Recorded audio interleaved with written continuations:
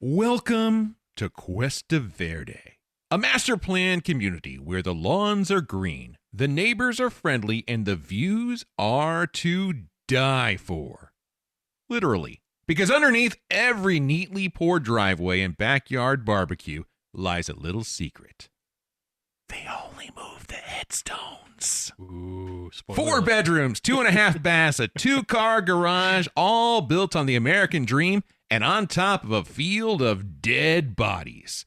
For the Freeling family, their dream turns into a nightmare when their youngest daughter is snatched into another dimension, leaving mom and dad to fight back against restless spirits, demonic toys, and a swimming pool full of skeletons. This is a story about trees that eat children, dimensional portals in the closet, and clown dolls that will sooner cut you as look at you.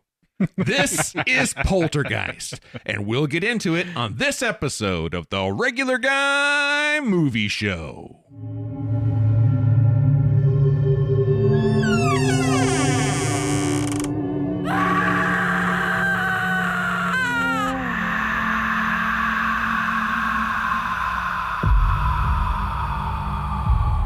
Lights go down, let's hit play.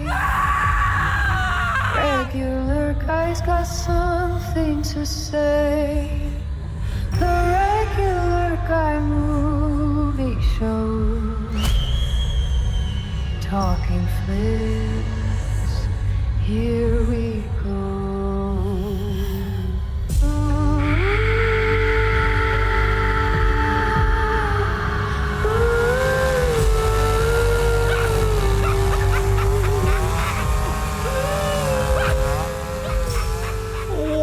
Welcome back to the Regular Guy Movie Show, where 3 dudes revisit the beloved films of their childhood to find out if they still hold up, or if they should have stayed buried underneath the cemetery they were built on.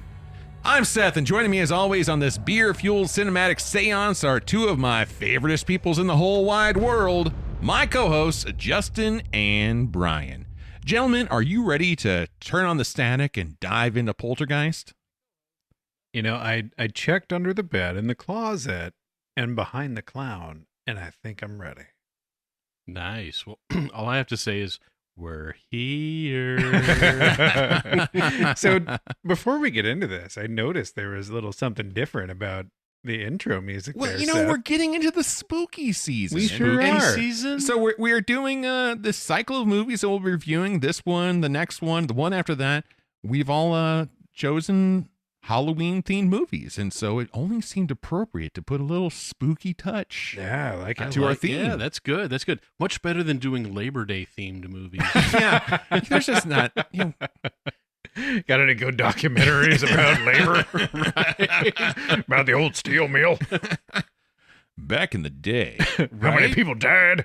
Well, Labor Day, we could have done like working 9 to 5. Oh, that sounds awful. Yeah, it does sound awful. I like our choices for this go around next because it is. Let's get There's creepy. A chill in the air. Yeah. The leaves are starting to turn. Well, before we step into the light, let's talk a little bit about what we'll be drinking while we talk about Poltergeist. And as we always do, we try our darndest to match our beer choices to the movie. I mean, you always want a good pairing. Right. Mm-hmm. And so we've got 3 beers we'll be imbibing this evening.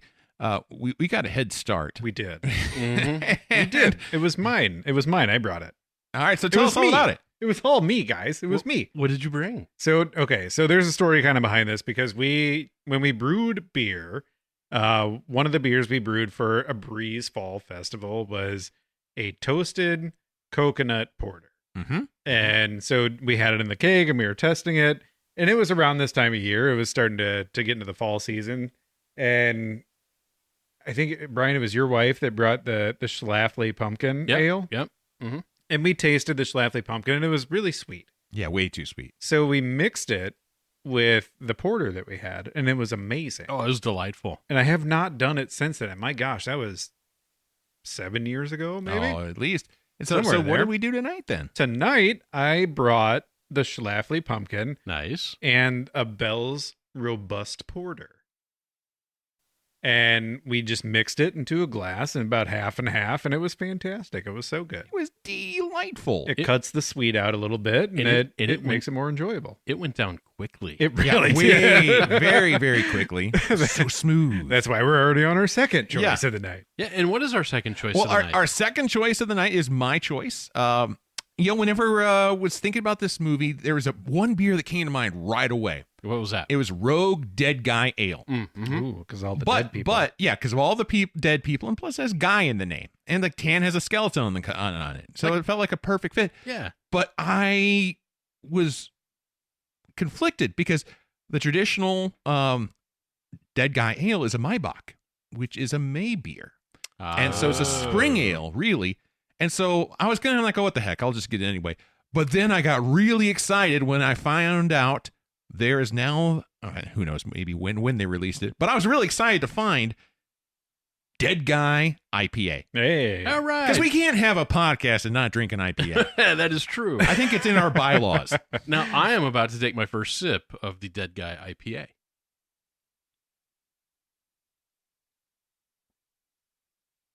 Ooh. Yeah, it's good. Yeah, that's tasty. It says West Coast style. Yeah. But it's definitely not as harsh. No. There's a lot of the West Coast. It doesn't have that fruitiness, that haziness that you get on the East Coast style. So it's definitely West Coast, very crisp.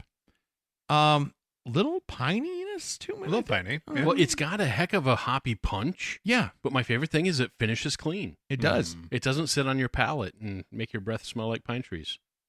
Where did you find that? That was at Friar Tuck's. No kidding. Mm-hmm. Friar Tuck's, one of our sponsors. It might as well be. Thank you, Friar. And well, we have another beer coming up, and we'll talk about that a little bit later when we get to it. Yeah. It's still chilling in the fridge. And I brought it. And guys, it's not mom water. Hooray! Oh, sweet! That's already a win. Yes. Well, today, as we've kind of already said, we're diving into Poltergeist, the 1982 haunted house horror classic that explores the things that come out to play after the local network affiliate ends its broadcast day. But before we call in a medium, gentlemen, tell me, what was your first experience watching Poltergeist? Justin, was this a movie you had watched before? It is. All right. Hey. So I know I saw this as a kid, but I can't remember exactly what age. What I do know is I was young enough to cry about it in the middle of the night and ultimately sleep with the lights on for a while. It messed me up. Nice. So, yeah. And Brian, when did you first encounter Poltergeist? I had to call my sister to confirm. She and I watched this when I was 8 years old on HBO. She's a couple years older than I am. This is back in the 80s when kids could take care of themselves. So my parents had gone out. My sister and I stayed up late. It was on HBO. She dared me to watch it with her. And we watched it together on HBO when I was 8. That's hilarious. Mm-hmm. I was always aware of Poltergeist, but I don't think I actually watched the movie till I was probably in my late teens, if not 20s. Okay. My parents were not horror film watchers. Sure. And the kids that I watched horror movies with, we were much more into the slasher films. Sure. They showed boobs. They showed boobs, and there was knives, and there's lots of stabbing, and there was gore, and it was fun, and it was funny and violent, and all the things 13-year-old me loved. Especially boobs. Yeah, of course. Right. Especially the boobs.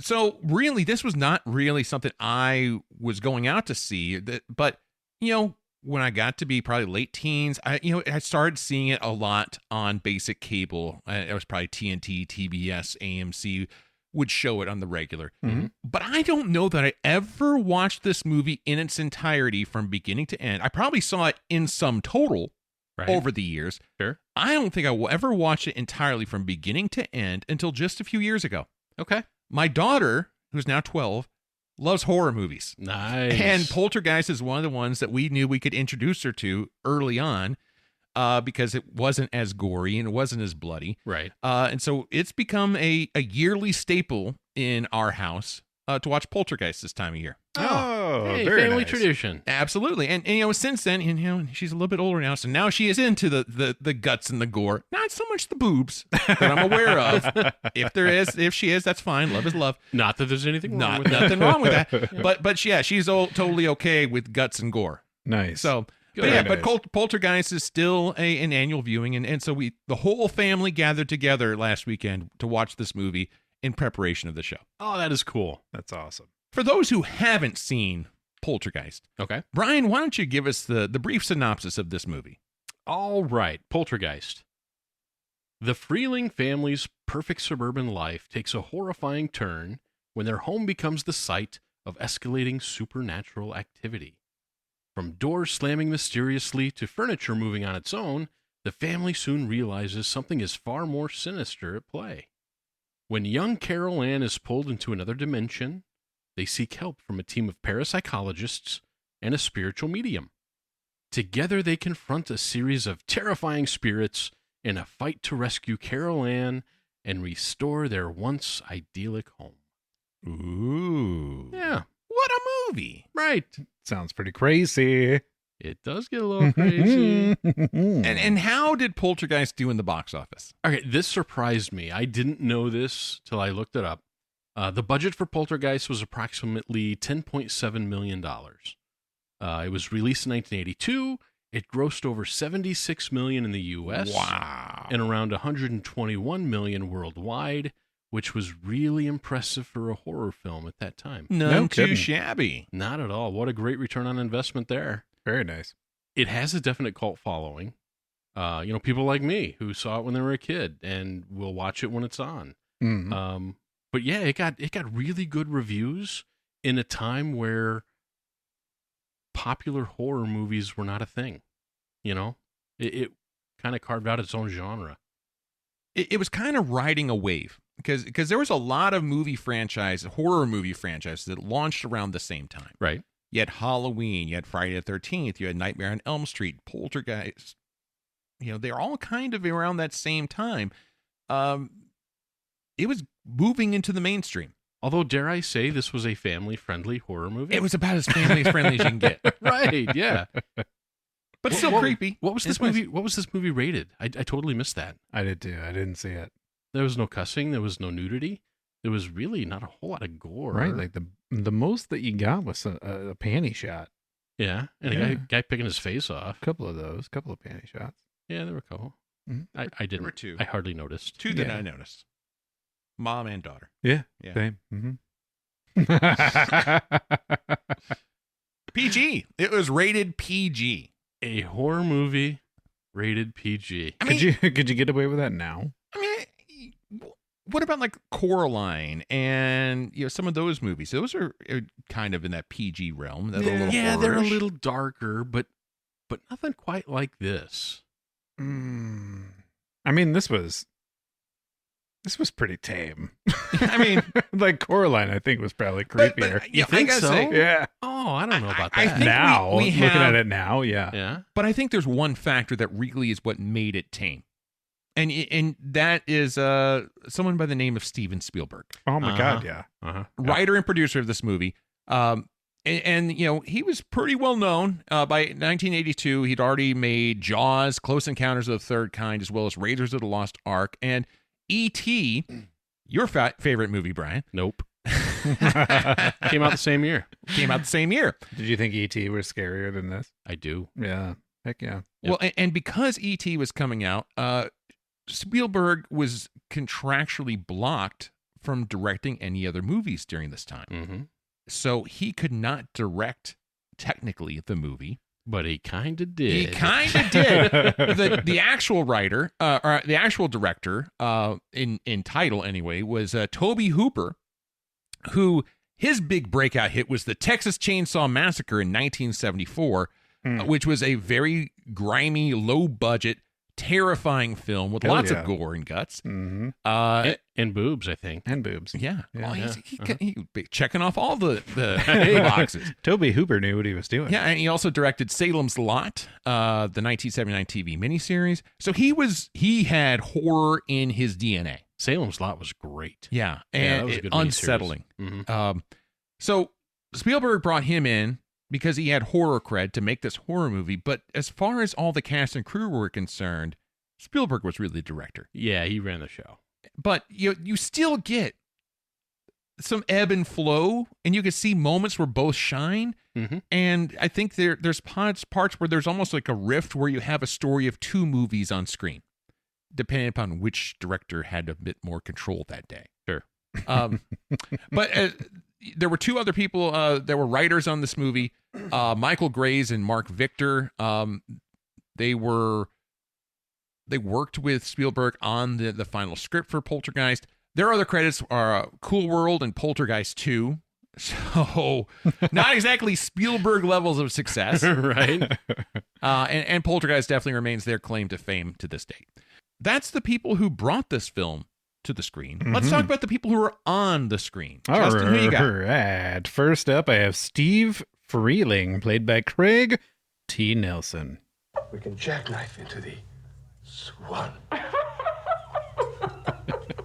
Twist, turn, and splice. So My favorite part right after that was he goes, before, after, before, after, before, after. How many times have you done that? Oh, 100. I do it at least once a week. Oh, I did it when I was a kid, too. Yeah. She says you need to hit the Nautilus machine. All right, so Steve is the dad of the Freeling family, a suburban everyman just trying to keep it together while his home literally becomes haunted ground. I can't see Craig T. Nelson in anything at this point without thinking of Coach. Exactly, yeah. Holy cow. He gets on the screen and I'm like, oh, it's Coach. Coach. But you know what? This guy could have been Coach. Yeah. Could have been the same guy. Yeah, it was Could the have same guy. absolutely been. I know in this movie he was a realtor. He was selling plots in this new development. Uh-huh. But yeah, he could have been Coach. Yeah, he Could have been the same guy. Uh-huh. Yeah. But, ultimately, you think about so many of the movies you watch, you have the dad who's really not that great of a dad. I thought he seemed like a fairly involved dad for a change. He did seem like the antithesis of Mr. Mom. Yeah, he seemed like an awesome dad. And I could definitely relate to our opening scene that we get with him where he's just asleep on the chair. I mean, that's me every single night after 9 p.m. You know, quick question. uh-huh. I'm old enough to remember when the TV... The end of the broadcast day. Yes. When they would play the national anthem and then it would go to straight static. There was not 24-hour programming. Nope. Yeah. The national anthem, I thought that was kind of strange. They did that? They did that. That was yes. a thing? Yes. Almost every network channel. Did. Yeah, Okay. every network did. And it All wasn't right. networks because a lot of them weren't affiliated with NBC, CBS. You had back in the day of the UHF, VHF stations. I mean, they ended a broadcast day, they played the national anthem, and then it was static. And then the morning would come, and then it'd be Lee Greenwood, singing, God Bless the USA. Yep. And they'd kick it back off. They were just shoving that down your throat, weren't they? Well, it's public airwaves, Justin. Well, they were fighting the Cold War, baby. Oh, holy cow. The thing is, what I find interesting in researching a little bit, Craig T. Nelson hated horror movies and almost didn't take this role. I didn't know that. No. I thought he did a great job. I mean, he grounded the chaos. Mm-hmm. There were moments where I felt there was inconsistency in the way he presented his character. But overall, I thought he did a good job. I did too. I think that inconsistency was felt throughout the acting and the entire cast. Truth. It was Yeah. It was great up until a certain point, and then all of a sudden, like, the wheels just fell off. Kind of like It's like- Seth mentioned, kind of like the second movie within the movie. It depended upon who was running the show that day. Yeah. And then I think that there was a lot of freewheeling in between. It's like, hey, I got this idea. Let's do this thing and let's just do it. And they kind of had to go along because, number one, it's Steven Spielberg. You're going to do whatever the fuck he says. Right. And number two, I mean, you are getting paid for it. So Yeah. Not the cast fault. No, and none Right. of the cast were big stars at this point. No. Yeah. You're right. So, but no, Craig T. I thought did a decent job. Yeah, that's the way I roll. It's just Craig T. to me. Craig T. Yeah. Me and Craig T. Me and Craig T. Other things you might know him from: All the Right Moves in 1983, Turner and Hooch in 1989, and the voice of Mr. Incredible in The Incredibles. Yeah. I didn't know that was him. Yeah, that was him. Still working steadily today. Recent appearance was most recent one I'm aware of seeing him in was the TV show Parenthood, which we talked about briefly that a few earlier, episodes yeah. ago. Mhm. All right, who else we got? All right, next up I have Diane Freeling, played by Jo Beth Williams. Oh, shit. Tweety, couldn't you have waited for school day? All right, Diana's Mama Freeling. She's warm, loving, and fiercely protective of her kids. She's the emotional center of the family and takes the haunting very personally. I think they kind of all did. I mean, wouldn't you? Yeah. Darn you, haunting for possessing our house. I don't know. The teenage girl really didn't. She was just like, fuck this, I'm out. I'm out. I'm going to go stay with friends. I don't even know why she was there. I don't We'll get to either. her. No, I thought Mom had the most emotional arc of anyone because, she went from being exuberant, oddly, to being completely petrified, to being relieved and nonchalant, to back to being petrified. Yeah. She rode a roller coaster. She sure did. Took us for the ride. And overall, I thought was okay. There were some cardboardy moments. Sure. Yeah. But, She wasn't bad. it's a horror movie. She was pretty attractive. Yeah, she's a good looking lady. Yeah, she's a good looking gal. I thought whenever she was super excited, jumping up and down about the moving chairs, she was darn cute. Yeah. Oh, yeah. Yeah. Uh-huh. Yeah, she got real excited. She did. Other things you might know her from or Jo Beth Williams might know her from: Kramer versus Kramer in 1979, The Big Chill in 1983, as well as Poltergeist 2 in 1986. She has received multiple Emmy and Golden Globe nominations. Good for you, Jo Beth. Yeah, She also guest starred on The West Wing. that's true. Yeah. Never saw it. Yeah, and also episodes of Dexter, Private Practice, and Heart of Dixie. Never saw it. Never saw it. Never saw it. Dexter's good. I recommend it. Yeah, Dexter's pretty solid. Is it long episodes and a lot of seasons? They've been making more and more seasons, so I don't even know what the count is right now. And standard drama length episodes. I mean, But now they're onto the Dexter prequel, aren't they? well, they just did another see? sequel, Yeah. so Like the That's- origin. well, they did Story. that too, but now Yeah. they have another post sequel. That's too much. yeah, That's too much for me. Yeah, that's Just confusing. watch the original series; it's enjoyable. That's too much. All right, who else we got? All right, next up I have Carol Ann Freeling, played by Heather O'Rourke. I'm a goldfish now. Carol Ann is the youngest Freeling child and the one who becomes the ghostly focal point, famous for the chilling line, "They're here." Mhm. So she was discovered by Steven Spielberg in an MGM cafeteria, and she was cast after saying, "I don't talk to strangers." Now, That's awesome. Yeah. like this little girl was never not creepy Oh, I throughout the know. entire movie. I know. Even when she was supposed to be cute and sweet, there Yeah. was something in her eyes that said, "I will murder you." And her tiny little teeth, for some reason, they just freaked me out. I had problems with many teeth in these kids. But yes, you're not wrong. Her brothers were pretty bad too. The silhouette in Yeah. the TV, holy cow! The other problem I had, and this is something that I noticed more watching this with a critical eye, Mhm. her audio did not match up to her video in multiple spots. Oh, So there was some redubbing done. Apparently she did not deliver her lines very well on set, and so to keep things moving, they brought her back in to do ADR. And I can't imagine ADR is a difficult thing to do for a grown ass adult, but Right. for a 6-year-old girl, yeah. yeah. So eventually they were like, "Fuck it, good enough," and they just moved on. Okay. Well, I also read where there were points in this movie where she was literally terrified. Oh, I bet. I don't doubt it. Yeah. I I mean, bet. imagine being that age acting in this kind of film. Right. I mean, holy cow. Oh man. Yeah. No thanks. Yeah, she managed to make it through all 3 of the Poltergeist films, though, this character and actress. But unfortunately, passed away in 1988 at the age of 12, after or right before Poltergeist 3 was released, due to intestinal stenosis and a misdiagnosed illness. Holy which is- cow. Yeah, kind of a bummer. And the first installment of what we'll get to is the Poltergeist curse, Yeah, the curse. because she ain't the only one. Right. I did Oh. read about the other one. Yeah. Yeah. Or maybe you have more. I don't know. That's what I don't know. Maybe we're not talking about the same ones. We'll find out. We'll find out There are soon. lots more. All right, who we got next? Next up, I have Robbie Freeling, played by Oliver Robbins. Mom, when it rots, can we dig it up and see the bones? So Robbie's the only son of the Freeling family. Just a regular kid, but one whose clown doll and tree outside his window end up scarier than any ghost. I think as creepy as Carol Ann was in points, I think Robbie was the creepiest thing in this movie. I felt bad for him.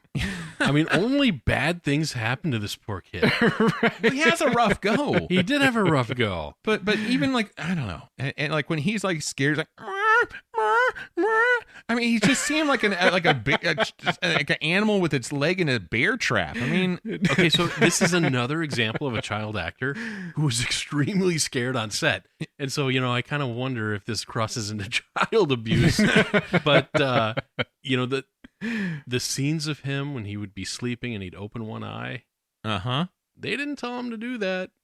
Yeah. He was just really afraid of what was going to happen next. And there are some moments that we'll get into later in the discussion that I could definitely see scarring you. Really justifies This that. kid probably, if his parents did not book him with therapy right after the shoot, they did him wrong. Yeah. Because, man, this Well, kid had some scars that ran deep after this movie. But this actor was probably already in therapy for his first movie role. Oh no, what was that?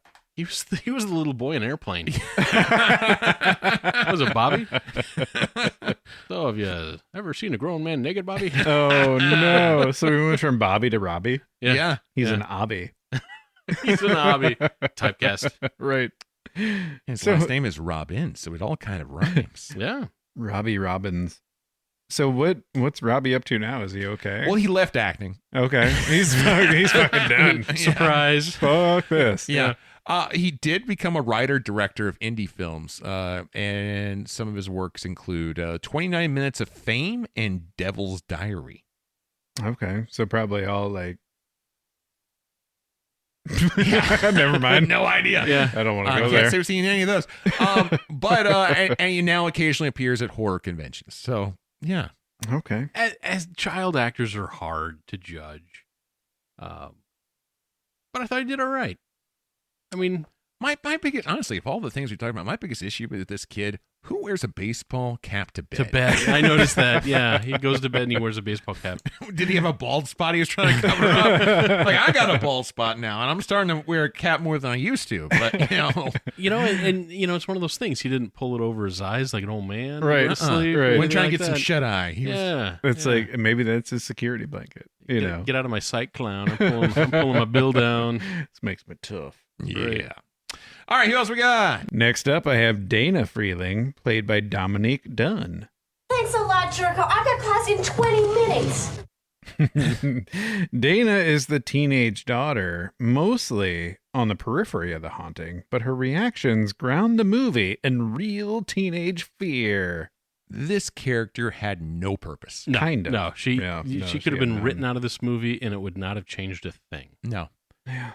My favorite part of everything that she does in this movie. When she flips off the construction workers? No, that part I take issue with. But towards the end of the movie, whenever she finds out they're going to the Holiday Inn, She's like, I remember that. that place. And Mom's like, what? Right. And how about when at the very end of the movie, when they're trying to escape the house in the car, and Oh they my stop to pick her God. up, Yeah, and she's yeah. got the hickeys all over her neck. And she's screaming, and Robbie's, she's right outside the car screaming, but Robbie's like, Dad, run away, drive away. Like, he's ready to leave his sister right there on the street. you know? And why not? She was a throwaway character. She was. Exactly. Even Robbie knew it, and Robbie sucked. Send her into the house that's collapsing in on itself. It makes me wonder if there were some more important parts for her role that didn't make the final cut. Well, and who knows? Because, and I think that I think both Spielberg and Hooper planned for Dana to be a more significant role in the later movies, but we never got there because that's the other Poltergeist curse. She was tragically murdered in 1982 at the age of 22 by her abusive ex-boyfriend right after Poltergeist release. Yeah, that's what I was talking about. Yeah. Yep. So maybe she would have had more meat down the line, but for this one, man, she's just like, why are you even there? Yeah. I know you're Steven Spielberg, right? But like, why wouldn't, if you have a character in a movie, why wouldn't you make that character mean something in hopes that you do get a second or third, instead of just being like, we're going to have this throwaway character now, but she's going to be a bigger role in the second and third. You know what I mean? Like, that's pretty. And who knows? Maybe she was shot more. Maybe they had more. Maybe it was written more. And just Maybe when she it got just to the end. sucked. Because the thing is, She did. Well, because what it comes down to, the movie we get finishes at 2 hours, which is pretty long for a horror movie during this time. Oh, super long. Yeah. And so it very well could be they had more meat on the bone for Dana, but when it came down to it, we got to cut something. Fuck it, cut Dana. No, I mean, Dominique was probably the worst actress in this entire thing. Oh, she was terrible. Mm-hmm. Yeah. I mean, she may have grown into being a better actress, but We'll where never she was know. at, She never had the chance, unfortunately. it's sad. I did hear something kind of nice about her, though. Oh yeah. That during shooting, she oftentimes played with the other child actors and kept the mood light and would play games and lift their spirits, because it was a pretty spooky, heavy time for those other child actors. And, and she kind of boosted them up. And Good for her. I could see that, because that's when her acting didn't seem awful. Yeah, Is and when like she was interacting breakfast with the scene kids. when Yeah. she's interacting with kids, and it's all the butt face, this and that. Yeah. It felt natural, but everything else is like, hey, why are you even here? She was terrible. Right. She was. Looking back on it, if I redid the movie, I would just cut that character out. Yeah. There was nothing added there. No, Right. Yeah. gotta For go sure. one way or the other, and they pick neither. All right, who else we got? And next up, I have this name kills me. Tangina Barons, played by Zelda Rubinstein. Don't mind hanging back. You're jamming my frequencies. Tangina, the helium queen, is the eccentric spiritual medium with the unforgettable voice. She's tiny, quirky, and delivers another one of the film's most iconic lines. This house is clean. So she had a really weird forced Southern accent. Her real name is Zelda Rubinstein. Yeah. I think that would have been an awesome name for the character. Right. Yeah. But I don't remember if they ever mentioned the character's name in the movie. They do. They said her first name. I don't remember her last name. Yeah, I don't remember the last name, but they did do. They say did the call her name. Tangina. Yeah. Because whenever I pulled the character list, I was like, is that Tangina? And I was like, I'm going to wait until I watch the movie again to listen for the name. And it came out Tangina. Okay. But I was like, Tangina would have been funny. I got a question for you. Uh-huh. Tangina or Zelda? Would you? Oh, man. Yeah. Really? Yeah, why not? Like, it's an experience, All right? right. Now, you said Tangina or Zelda. Are we picking between the actress or the character? Let's go with if it's the character, I'm more apt to say yes. Okay. Okay. There we go. If it's yeah. if it's the actress, I'm more inclined to say no. Yeah, if it's I Tan, think I'm fully in agreement with you. I'm going to get in Tangina. I just want to hear her say, "This penis is clean." Only if you shower thoroughly. That day. Right. She makes you shower in front of her. This penis is clean. like that one scene in Coming to America where he's in the back. Clean the royal penis. Is clean, sire. She was bizarre, She was. and I thought it fit perfectly. Yeah. She was needed in this movie. Yes. While she's so small, She's so so mighty. commanding. Right. And I just love so many of the moments she has, the lines she has. She spoke as though she was incredibly intelligent Yeah. Like she knew what she was talking about. in this area of parapsychology, in this era of, Mhm. I guess she was a professional clairvoyant. Until until the closet scene. She's like, I've never done this either. You Right. go. Yeah. Yeah. Yeah, but no, I thought she was a fun character and brought power, but also some levity in spots. There was complexity to her in her small amount of time on screen. I agree with that. I thought, way to go, Zelda. Yeah, good job. What else was she ever in? So, she was also in Poltergeist 2 and 3. Okay. And that's it. Teen Witch, 16 Candles, Anguish, and I remember her from the show Picket Fences. Wait a minute. She was in 16 Candles? What did she do in that? That I don't know. It's just 16 Candles and what's on our IMDb page. Now I'm going to have to look it up. She was the 15th candle. She was one of the candles on the cake. She was the 15 and a half candle. The little baby lady. But she is sadly passed away in 2010 at the age of 76 following complications from a respiratory infection. Yeah. That's sad. Well, doggone it. She was cool. Yeah, I guess we'll never find out if she's good in bed. I mean, you could. All right, last on my list. You only move the headstones. Not the bodies. Right. Last on my list is sorry. Last on my list is Dr. Lesh, played by Beatrice Straight. Would your family welcome a serious investigation of these disturbances by someone who can make first-hand observations? Dr. Lesh is a parapsychologist who tries to help the family investigate the supernatural presence. Grounded, sympathetic, and one of the science meets paranormal voices in the film. I really enjoyed this character. I thought she was a pretty good character. You know, she was burdened with a lot of exposition dump and kind of setting up things and transitioning really from the first act to the second act of the movie. But overall, I thought there was a humanness that she brought at the same time. A compassion. Yep, I totally agree with that. I think she had a real human element to her for being this parapsychologist and this scientist. Yeah. But she had a real way of relating to the human side of what was going on. She was comforting. She was. Mm-hmm. Yeah, I liked her. I thought she stood out to me as somebody who did a really good job. She did, yeah.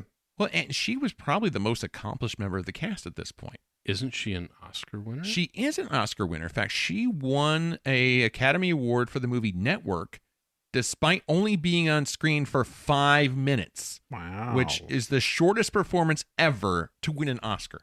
Damn. Way to make an impact. She won an Oscar, but she was probably more known for her on stage than on screen. Yeah. I could tell that she was pretty good at her craft. Yeah, she was accomplished. Yeah, she was. Did some stuff. Mm-hmm. She's also in All That Jazz and The Nun Story. I know that's one of your favorites, Justin. The Nun Story, right? You know how many times I've seen that? How many? You can count on 0 hands. You're counting with your wiener? Yeah. Yeah. Sounds like a big old one. Do you not count with your wiener? and the actress, her first name was Beatrice. Beatrice. I think it fits. Beatrice. Yeah. That's not a name you see much anymore. How do you pronounce it properly? Beatrice. Beatrice. Beatrice? Yeah. How do you pronounce it? Beatrice. Beatrice. Well, that would be incorrect. Okay. But nice try. Yeah. Beatrice. All right. Whatever. She was cool. I liked her. She was cool. Passed away in 2001 at the age of 86. So no longer with us. She made a good long time. Yeah, she did some stuff. Yeah. yeah, she did some stuff. Did some things. Moving on. All right. So let's get into the guts of this movie. Really, all these movies start off with a bit of world building. You have to have that kind of exposition one way or another to kind of bring you into the world. And I think that in this movie, Spielberg and Hooper, establish several different things. Number one, they want us to introduce us to the family. Mm-hmm. And I enjoyed the kind of opening sequence that they had there. You have Dad sleeping in front of the TV, and then the dog. And what was the dog's name? E-Buzz. E.Buzz. E.Buzz. A golden retriever who I think may have stole the show. And was also very hungry. Mm-hmm. Yeah. All the time.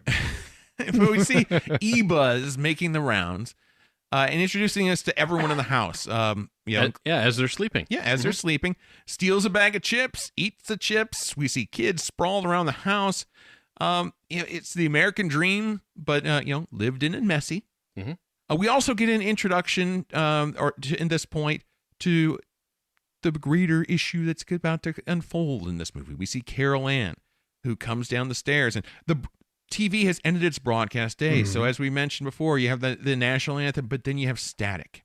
Yep. And Carol Ann's attracted to the static. Drawn to the static. And she starts giving answers to questions we never hear. Right.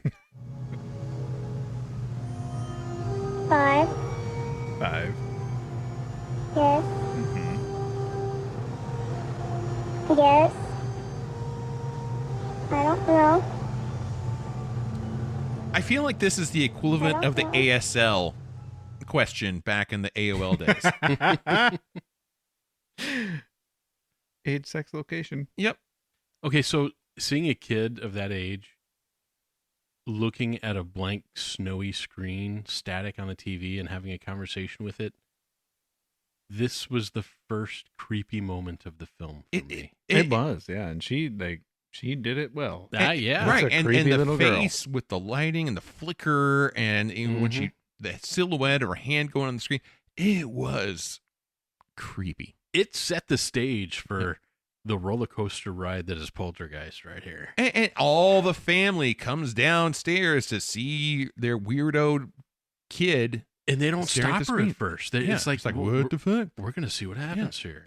I think like visually though, they could have really toned down the flicker in the room because holy cow, It was almost like a it was strobe heavy. light. Yeah. It didn't match up with what you get from static at all. It was overdone. Right. But hey, they're trying to set up mood, and they did that. I get it, but even with the mood though, like, geez Louise, that was a lot. What was really good with setting up the move was the soundtrack, the background music. Mhm. Yeah, it's kind of soft. I thought the background music throughout this whole film, and it started right there, was amazing. Yeah, Ooh. it was good.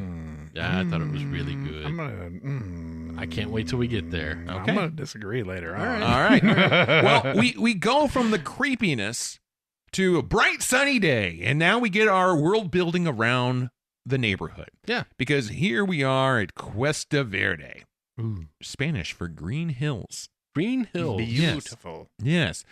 And we see perfect lawns, identical houses, backyard barbecues. It feels safe, it feels cozy, and very much 1982. Idyllic music, beautiful scenery.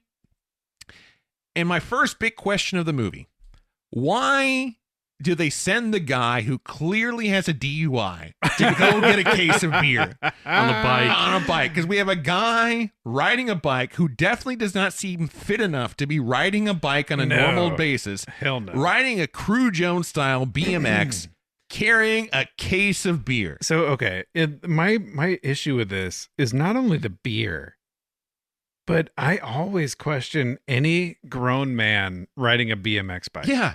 Like, you stole that. You are too big for that bike, and you stole it. Well, I'm guessing it was the kid's bike at the house they were at watching the Because football they game. show the bike later. Yeah, in it was the at same very bike. end of the movie. So Yeah. he borrowed Robbie's bike to go get beer. Uh-huh. Which again, why would you be borrowing a kid's bike to go get beer? So here's the answer to that. He was kind of a bumbling fool. If you're with a group of buddies watching a football game and you don't want to miss it, who do you send for the beer? That guy. Yeah, the guy who also drops the beer and comes in spraying beer all over the Spraying the house and entire living room house. and all your buddies. I thought it was interesting. This was shot in 1982 that they were watching a Rams game before the Rams had moved to St. Louis. And now they're back. Now The they're, original now they're, LA yeah, Rams. Now they're back in Yeah. LA again. Yeah, it was weird. Everything is old is new again. Right. Yeah, ultimately, we get this establishing. What it lets us see is that the setting this movie takes place in. Like suburban. Yeah, we are in suburbia. We are Yeah. in subdivision life. Yep. Hmm? And we also get some dynamics of the family. We see dad and his buddies watching the game. We see that mom is playful and maternal. Kids feel natural, if not weird in their own ways. And not your stereotypical horror movie people. Right. Right. Yeah. Yeah. Like it's the tone was not ever creepy from the get-go. Yeah. But you know what? Carol Ann was still a little creepy. Carol Ann is always creepy. Like, she will never not be creepy. when Tweety, the pet bird, well, now dies. she's dead, Yeah. right? Yeah, she died. So she's always and- creepy. And what's She funny died is creepy. Mom's about to flush it down the toilet, and she looks up and there's Carol Ann. Uh-huh. It's like, no. Yeah, she's just looming. Yeah, so they She's a creeper. so they have to have this burial. But first of all, who flushes a bird? That seemed really... I thought about that too, but Yeah. it was a small bird. Yeah, but still. oh, my God. But if you got to plunge that, just you're just yeah. setting yourself up either for a snake or a trip call to the plumber. I That's think a pet bad birds idea. are gross. You know Pet what? birds are gross. You Open know- up the window, chuck that fucker. Yeah, Something to eat it. something will come It's a and get bird. It's aerodynamic. It'll fly. Put it over to the asshole neighbor's yard. You never have to think about it again. it, right? Or just throw it in your trash can. That too. That You would know, work. Like, And then Yeah. you just say, Tweety escaped. Tweety flew away. she flew, right? You know, like, that's what birds do. They Yeah, fly. Tweety, He Tweety flew off to the farm. Yeah, flew over the rainbow, Mm. wherever, Flew across that rainbow bridge. But no. to whatever adventures next. Now they need to bury Tweety. And Tweety. Tweety gets buried with some weird shit. Oh yeah, Carol Ann is like, here's a picture for when it's lonely. Here's a picture of the Twizzler family. if it's hungry. Here's Yeah. a Twizzler out of my a dirty napkin kid for mouth. when it's nighttime. Yeah, here's a and a blanket. flower because you stink. Yeah, you stink like a dead bird. Yeah, we've established real good and well here that It Carol was- Ann is fucking creepy. Yeah, it was. But it then was as soon as that box is in the ground, can I have a goldfish now?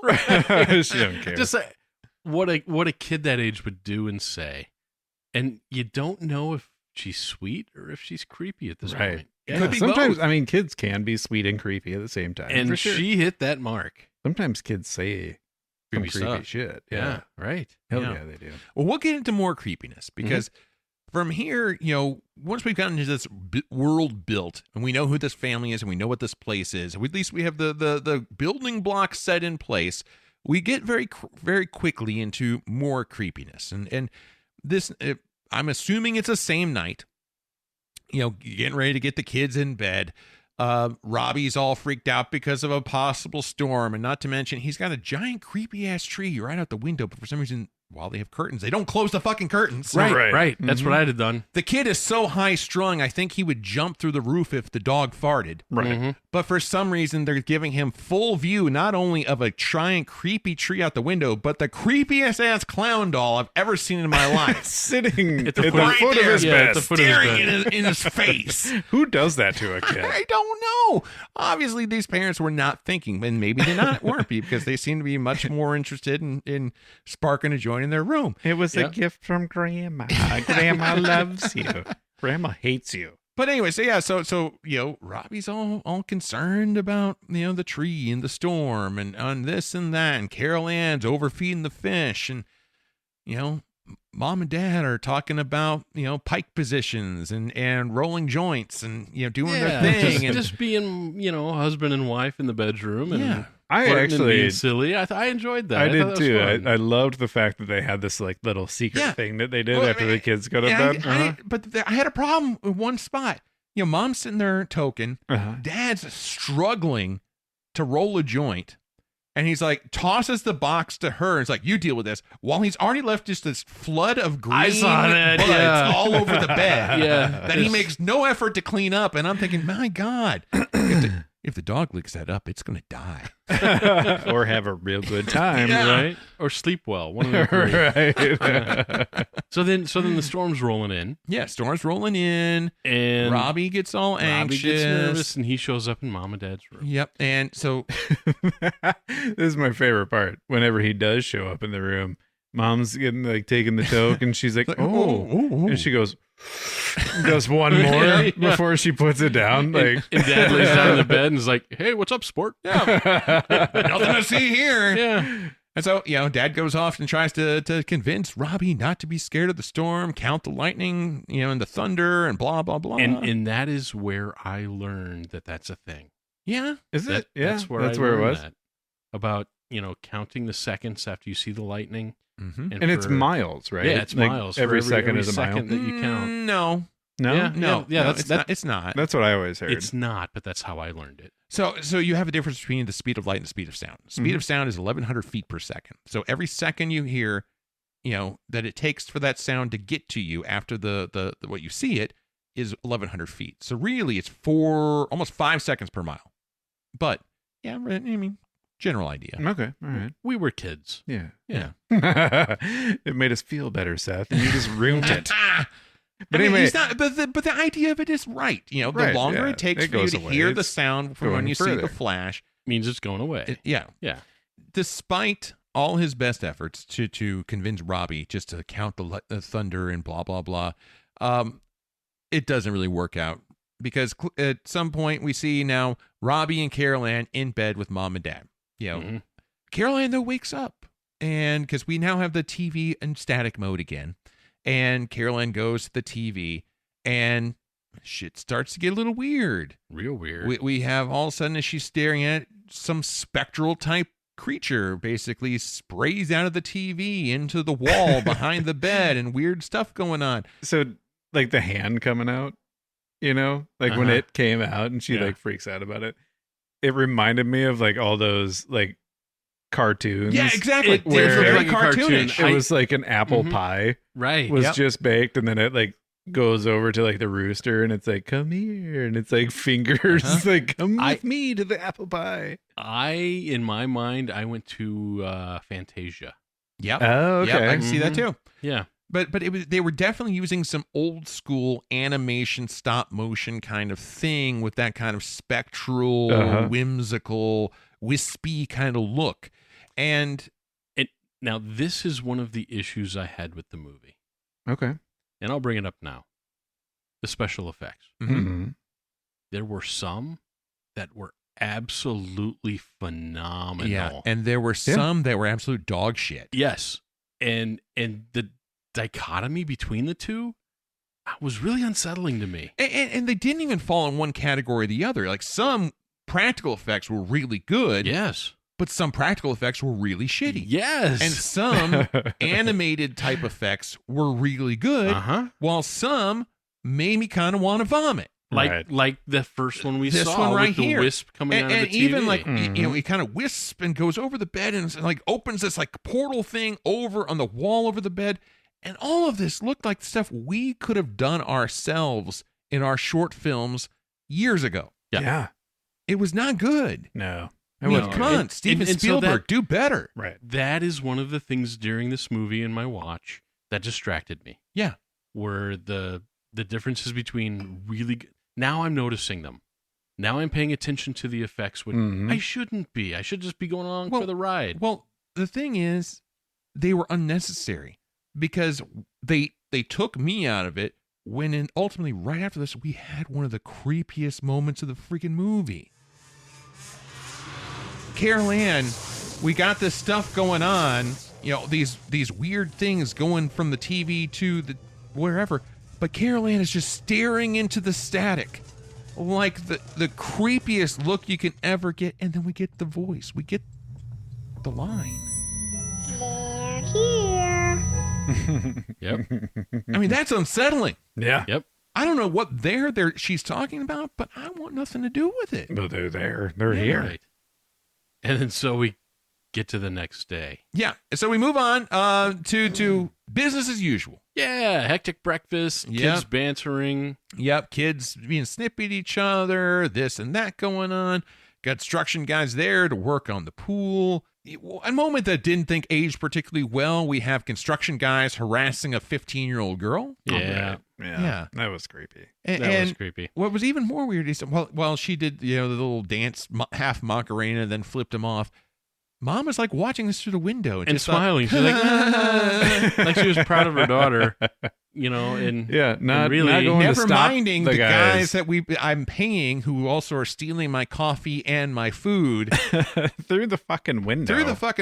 Mhm. Whatever, guys. That's so funny. Oh, you construction guys, Oh, you're you're so such crude. You make good coffee, Mrs. Feeling. Get out of my chili. What was he eating? Was it The chili? chili was chili. It looked like chili or spaghetti sauce or something. Beans. I mean, it was breakfast. I don't know what she was doing making anything above. Right. She was stewing something for dinner. That was a tiny pot She for was a making, family she was of making five. Really? something. Yeah, she was making something to go with She had a dinner. nice burgoo or fondue going. Yeah, it's got to simmer for 8 hours. You know the deal. Yeah, Okay. yeah, sure, Yeah. sure. Did you say burgoo? I did. Nice. I don't use that word enough in daily life. I don't know what that word means. It's a food. Good some- enough for me. Get some culture. Oh, gosh. Go make your roux I know what a roux is. and your bechamel. I know what a bechamel is. I'm making macaroni and cheese. Now you know what a burgoo is. Is it the same thing? But Diane asks Carol Ann, who she was talking about when she said that they're here, and Carol Ann's like the TV people, and they're kind of talking and this and that, and she's frustrated because no one's pushed their chairs in, and comes back and sees now the chairs are all pushed back out At the breakfast table. all the way. Yeah. And the breakfast table's like, what's going on here? Oh, Jesus. Oh, don't do that, honey. You want to see Mommy lying in a cigar box covered with licorice? Did you do this? You guys. I asked you not to pull the chair. So here she is putting Okay. all the chairs back in. Yep. So, if this is my house,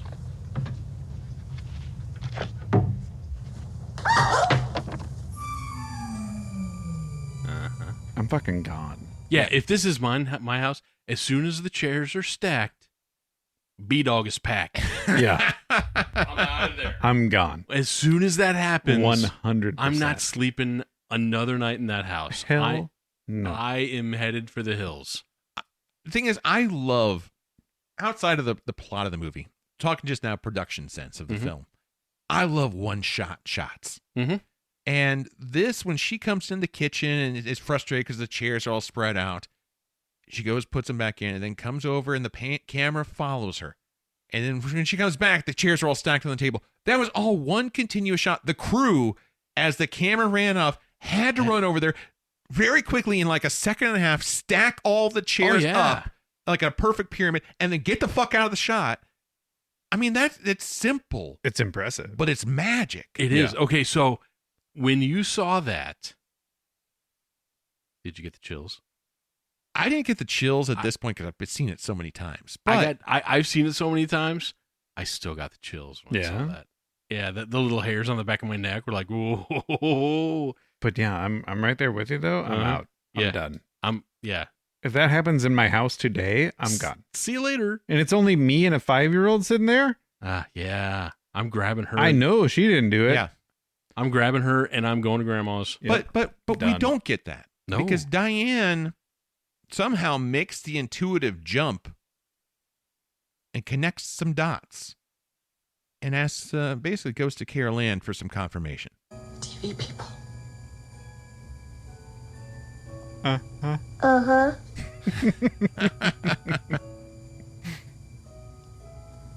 Do you see them?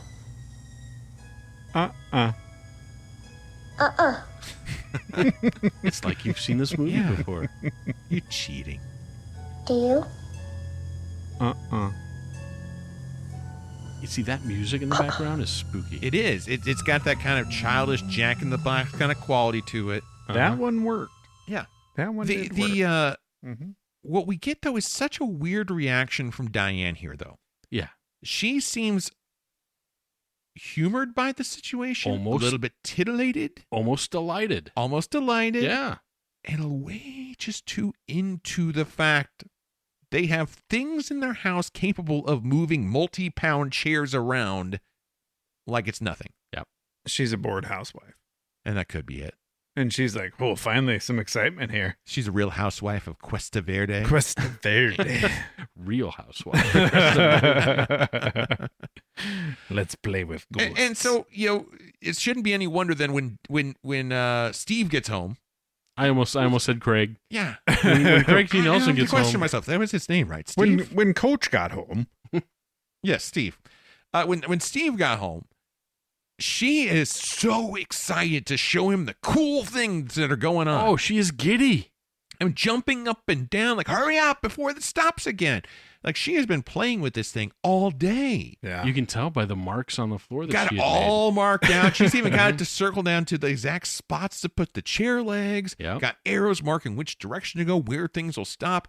I don't know whether she's been planning this out with the spectral beings or what, but all figured out. And is so excited to show Steve the magic going on in their kitchen.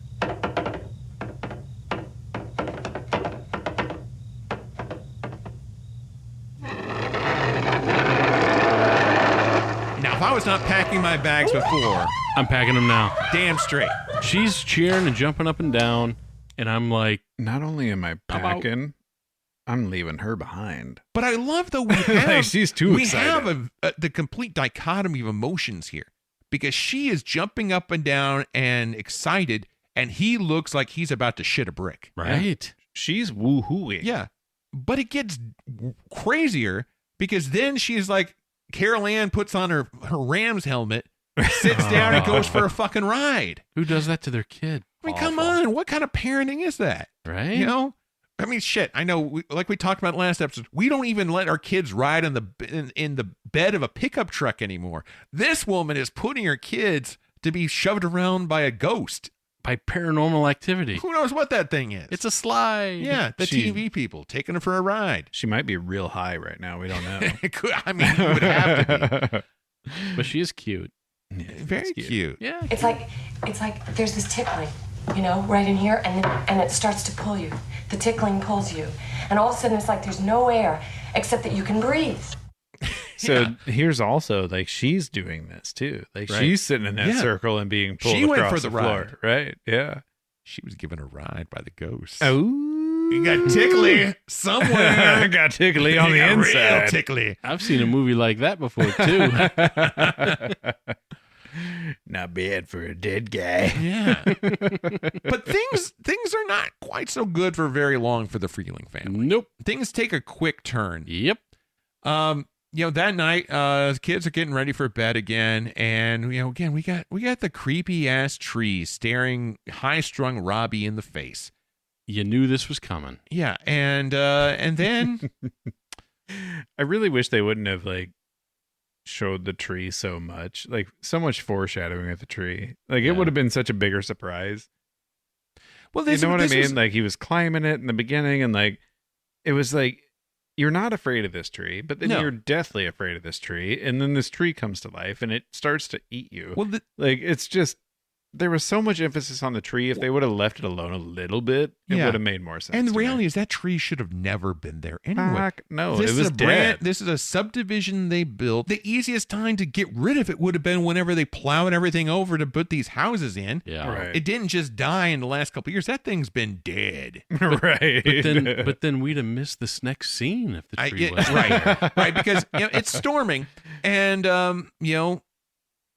as opt and is want to happen when you have a creepy ass tree right outside a window, What's it gonna do? it's going to bust through the window and steal your kid And try and eat you. and, Yep. and try to eat you.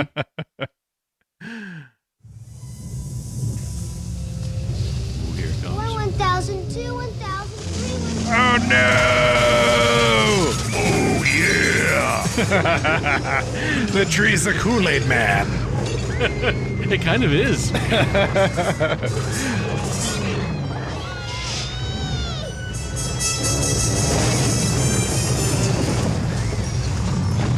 So all I'm saying though is like you could make him be afraid of this tree without him being so afraid of Yeah, this tree.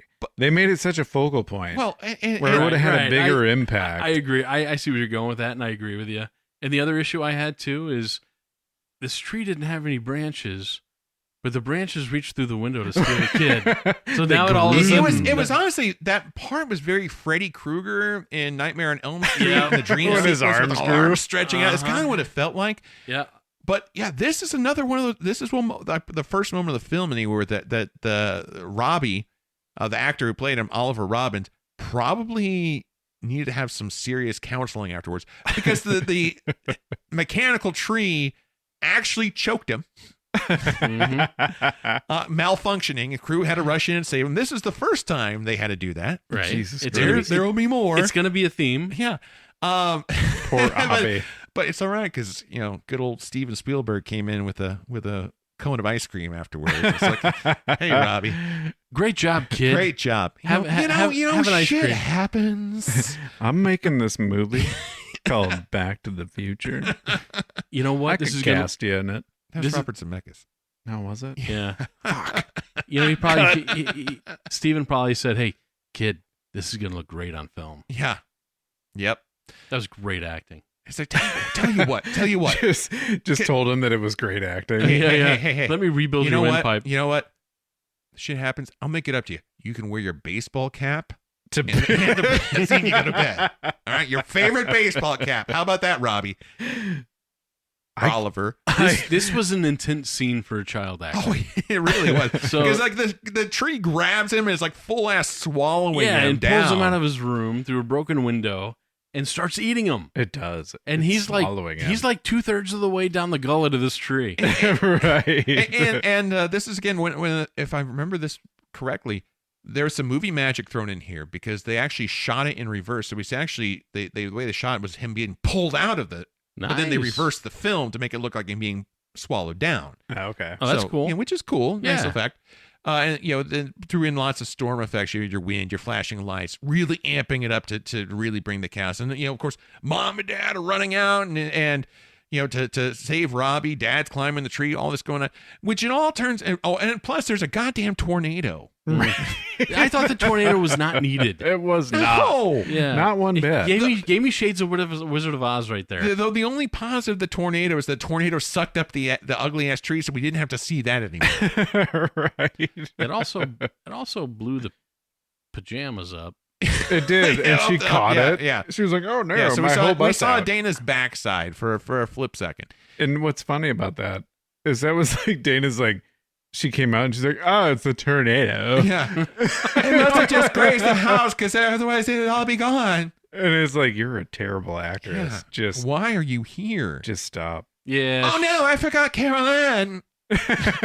Which is a shame, because Carol Ann back in her room, Yep. the kids' room, is just getting sucked into a portal. That's all.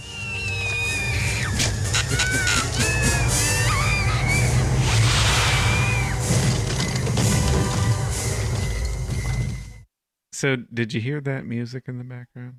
Yeah, that was a little cheesy there. Did you hear that music? Yeah, that was a little cheesy. This is when I first started to notice that it sounded like the Goonies. Yeah, I could And see it that. was like action adventure comedy rather than horror movie. But well, but this. Go ahead. Yeah, with the Spielberg connection, Uh-huh. you're always gonna we never really fully get into full blown horror. So I think he's always like the horror buddy comedy family adventure is kind of his sweet spot at this point. I know, but man, like for something that like traumatized me as a kid, Yeah, watching it as an adult, I'm just like, this is fucking stupid. But you know what was cool was when the closet door opened and all the toys got sucked in. uh huh. I thought that was pretty neat how they had the toys, like the fire truck rolling and Yeah. and things just migrating into that Mhm. closet. Well, I and thought that this- was pretty this spooky. I thought it was whole- pretty cool. Really, Yeah. the practical effects in this whole sequence are amazing. They are. Because it does look so real, like everything getting pulled in. And, it's all just a matter of camera trickery and tilting the room and doing these different things and putting things on a giant gimbal. But it looks fucking awesome. Yeah, it does look good. But as cool as all the things that are going on here, there's something that just stood out to me Mhm. after all these many years of watching this movie. We see Carol Ann grabbing onto her bed, holding onto it for dear life, a wicker frame bed that rips apart, Mm-hmm. and she's holding onto it until she finally can't and gets sucked into the portal closet. Later in the movie, though, that bed looks perfectly fine. I mean, come on, someone should have caught that. Yeah. And also, though, like right after she got sucked in, so she's hanging on to the bed frame and the bed's not moving. But right after she gets sucked in, the everything whole else bed comes with her. Right. Because that's the other part it's like, it's not like a wicker bed is going to be a heavy frame. Right. But it's capable of moving the mattress and everything to block the door frame. Yeah, I don't know why it struggled so much to suck a 6-year-old. So wait, here, wait. I'm going to rephrase. Okay. I don't know why it struggled so much pulling a 6-year-old girl off into the portal. You never want to suck off a 6-year-old girl. You should not. Here's the variable. It's a supernatural force, so we don't know how it acts. It's only sucking her. The cheat code. Did it force its pull onto her and not the bed? And so after the force of pulling her in was done, now it could attract its force on the other inanimate objects. I guess, can we test this? Do you have a portal? I don't. Damn. Okay. Thank you. Do you have a portal and a 6-year-old? Yeah. No. Okay. But we could probably get a 6-year-old somewhere. Just don't suck it off. Don't suck off the 6-year-old. but yeah, finding the portal is the hard part. But all this is going on the same time mom and dad are dealing with Robbie, who just got sucked up by a tree. Yeah. And tornado pulls the tree away, and then suddenly, it's Carol Ann. And they hear the screaming, and it's like, oh no, we gotta go save Carol Ann. And Carol Ann's not there anymore. They can't find her. And they do find, everything blocking off the closet. They dig their way in, and there's that moment. It's kind of like weird because the moment where they see this, what looks like a body underneath a blanket. Is it relief or is it sadness? Well, at first, they're freaked out because oh no, Carol Ann's been crushed in this pile of stuff, and they pull the blanket off, and it's the creepy clown doll. Yeah. And mom and dad are like, oh, and then Dana's like standing in the doorway, like just laughing, like, I'll go check the kitchen. I couldn't tell if that was a laugh or a cry or She was laughing. Yeah, that was terrible. Damn it, Dominique. She shouldn't be in this movie. You ruined it. Yeah. Ruined it? It's ruined. It's ruined. but yeah, they can't find her. And they're looking all over. Dana wants to go check the kitchen, but dad's like, no, don't go to the kitchen. Don't go to the kitchen because, this is where all the crazy chairs move. Yep. So dad's going to go check the kitchen. She's going to check her room, and they're checking all over the place. And all of a sudden, Robbie, who is still in full-blown PTSD from being, eaten by a tree, yep. Is wandering in mom and dad's room. And this is where starts to hear Carol Ann in the TV. Carol Ann! Carol Ann! I can't see you, Mommy. Where are you?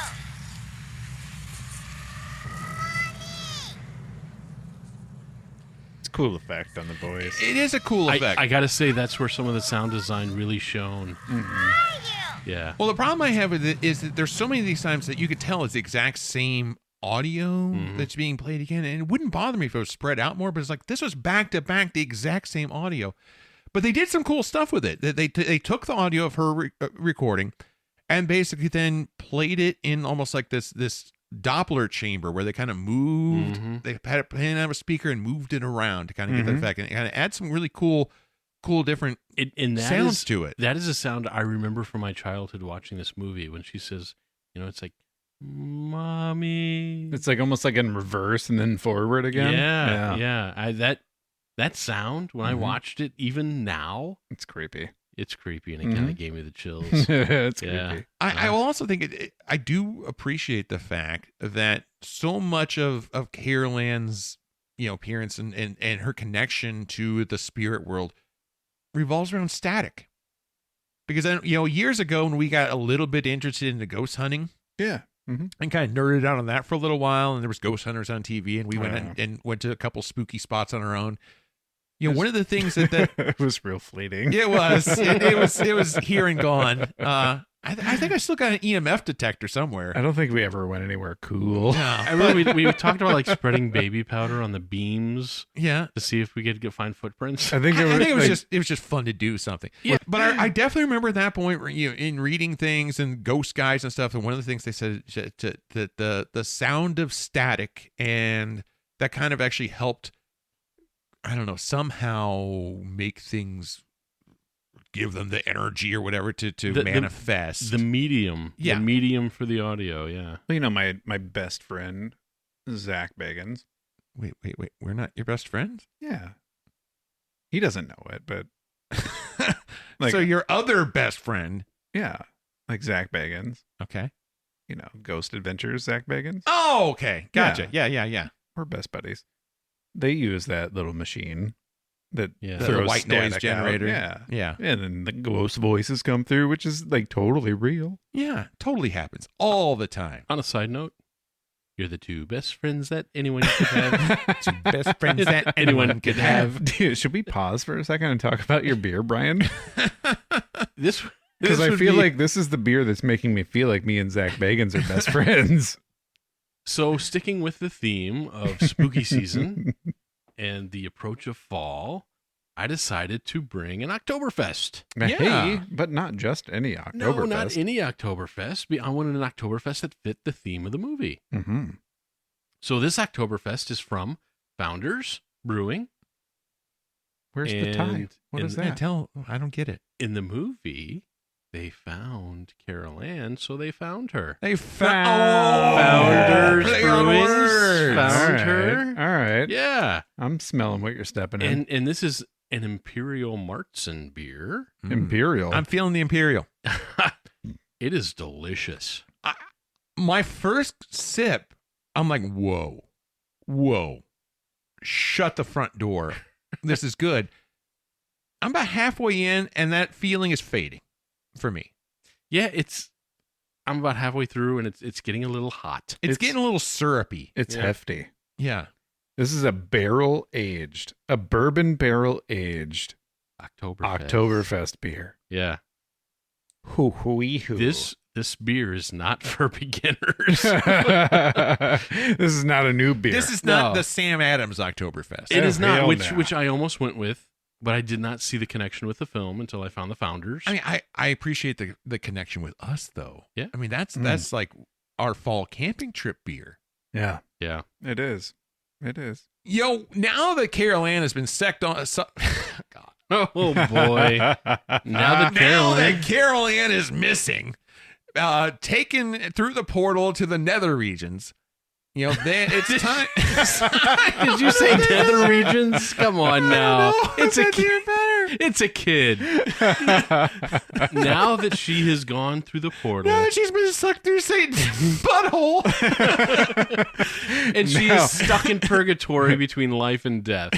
So now that she's on a different plane, Yeah, that's a good one. Then she's Yeah. being raped by a ghost. she might be. Maybe. We don't know. Ghost was rapey. It's an 80s movie, Yeah. so it might have been. Steve is all off to 80s movie, find right? some help.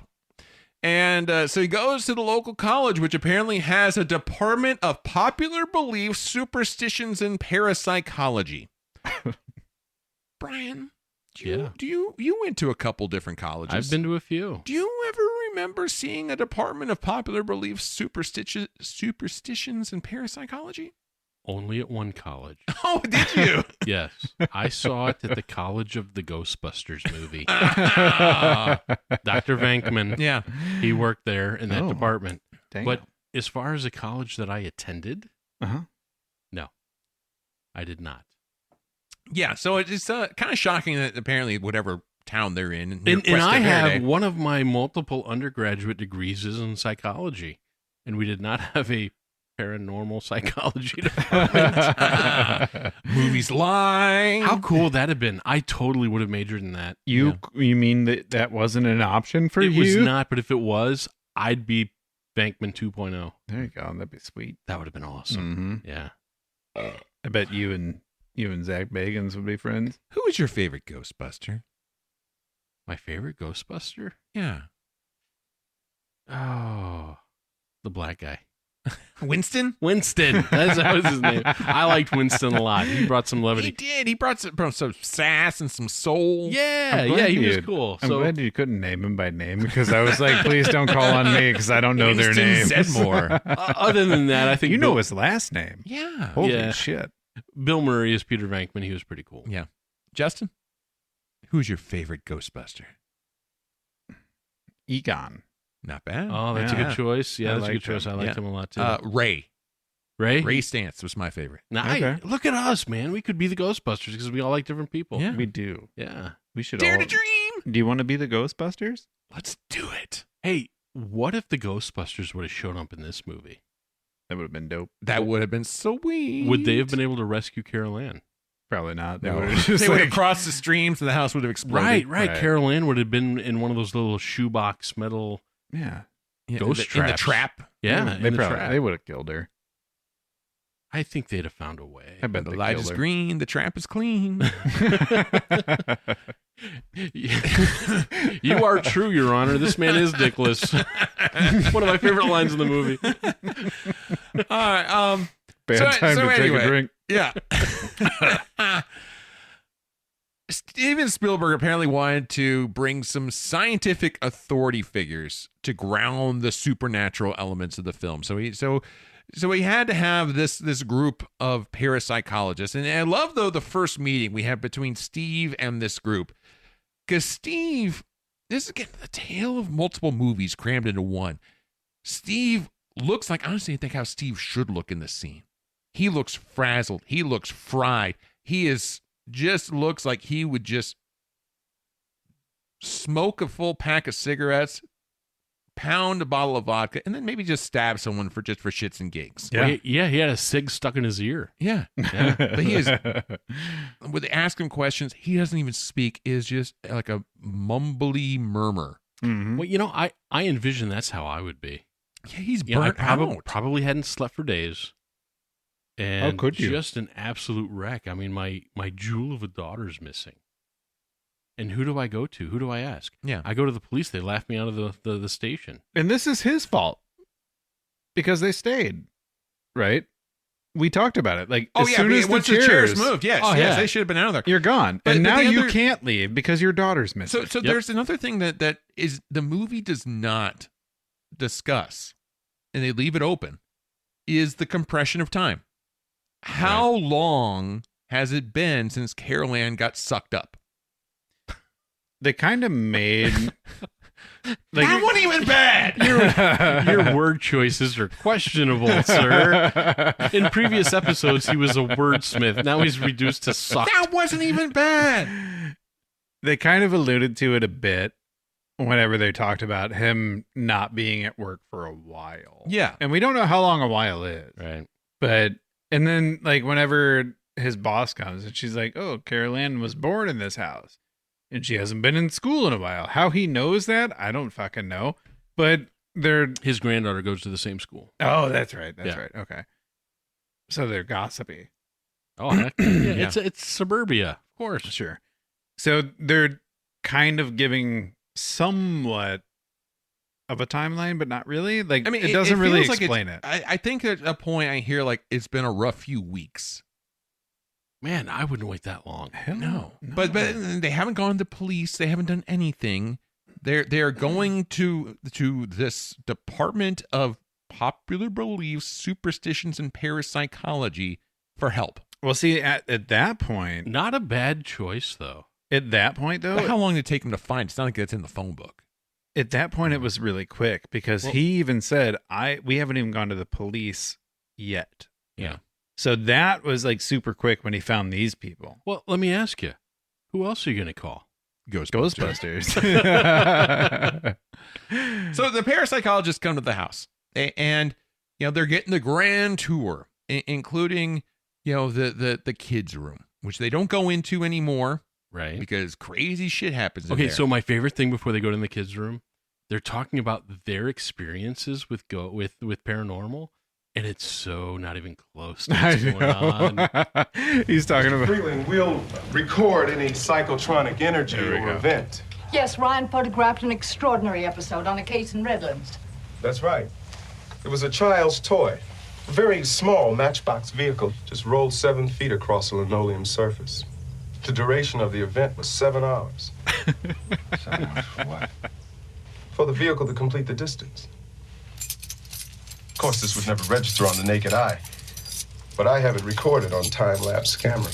I love the It's pride fantastic. that he has in that. He's I very. have it recorded on time-lapse camera. And you know what? On Steve's face, all I saw was, yeah, just wait. Bud. Yeah, exactly. yeah, because he opens as soon as he opens a door, this whole team of parapsychologists, and there's 3 of them, they become fully aware that they don't know shit. Right. He opens the door, and we get treated to a just menagerie of floating toys, just flying all over the room. We have action figures riding horses. We have books that bark at them. We have a compasses compass that plays a on record. needles Yeah. on a record. Yeah. So this part of the special effects was not special. was extremely cheesy. Super Yeah. cheese. Yeah. This is you the could have- part. You that- could have hung it with fishing line and had somebody moving it around the room from above, and it would Right. have looked better than this. Well, guess what? That's what they did. this No. looked like crap. It was the floating toys were achieved with simple wires and pulleys. What? It looked worse than that. Yeah. It did. almost looked animated. Yeah, it did. Parts of it did, but really poor animation or really poor film overlays. Mm-hmm. Yeah. this it is like was, garbage. it was not good. No. Yeah. So again, I go back to some of the special effects in this movie were absolutely amazing and would still be amazing today. And this was so long ago, 82. I think the simple things they did in this movie, they did really well. But the things they wanted you to see, God, they sucked at. Well, some of the big things look good too. Like the big monster who stuck his head out of the closet door. Uh-huh. That looked great. Yeah. But simple things like books flying around a room look like crap. Yeah, they really did. Yeah. It was awful. But anyway, the parapsychologists now are dealing with the fact this is the most haunted thing they've ever come across. They're now out of their element. Yeah. And so they set up camp for the night, and they got cameras stationed all over the place, trying to record whatever they can. And this brings me to the scene of this movie that probably haunted me most when I watched this at a younger age. And if I'm guessing correctly, it didn't need to be in there. Probably not. Yeah. So one of the parapsychologists, I don't remember what his name is. I never paid attention because I don't give a shit about this Right. guy. Because I only know what happens to him. He was hungry. Yeah, he decides, I'm hungry. It's the middle of the night. I'm going to go to these people's kitchen and I'm going to make myself a steak. A steak. A steak. Well, he reaches into the fridge and he starts eating like a chicken wing a or chicken leg. a Yeah. drumstick. Yeah. While he looks for something else and he finds a steak. He and finds a he's steak, like, which... I'm going to cook a okay, steak. first off, he puts the steak on the counter by itself, which, Right. come on. That's gross. That's gross. It is. Well, number one. Well, he gets a skillet out. And this is like the middle of the night. You're just firing up a skillet. You're Yeah. ghost hunting and you're going to go grab a snack and it's a fucking steak. Right? Like, Gonna give make me the a whole break. house smell So- like seared steak. So then Ah. the steak starts inchworming its way across the counter. It starts bubbling and And- boiling. and it looks super cheesy. It does. With some of the great special effects in this movie, this was not one of them. no, This no. whole scenario. This whole sequence is really just bad. terrible. And it starts basically blowing up and bubbling, and then he Turning into drops the maggots, chicken yeah, wing and mhm. sees it, or chicken leg, and sees it's got maggots pouring out of it. So he freaks out, runs to the laundry room where they have a sink and A utility sink. yeah, utility sink, and he's starting to clean up and spit out everything that's in his mouth and wash up, and he starts to realize he's got stuff coming out of his face, and he starts clawing at it, and then all of a sudden we transition. To This the- is where the practical effects fail Oh, miserably. this was horrible. awful. Yeah.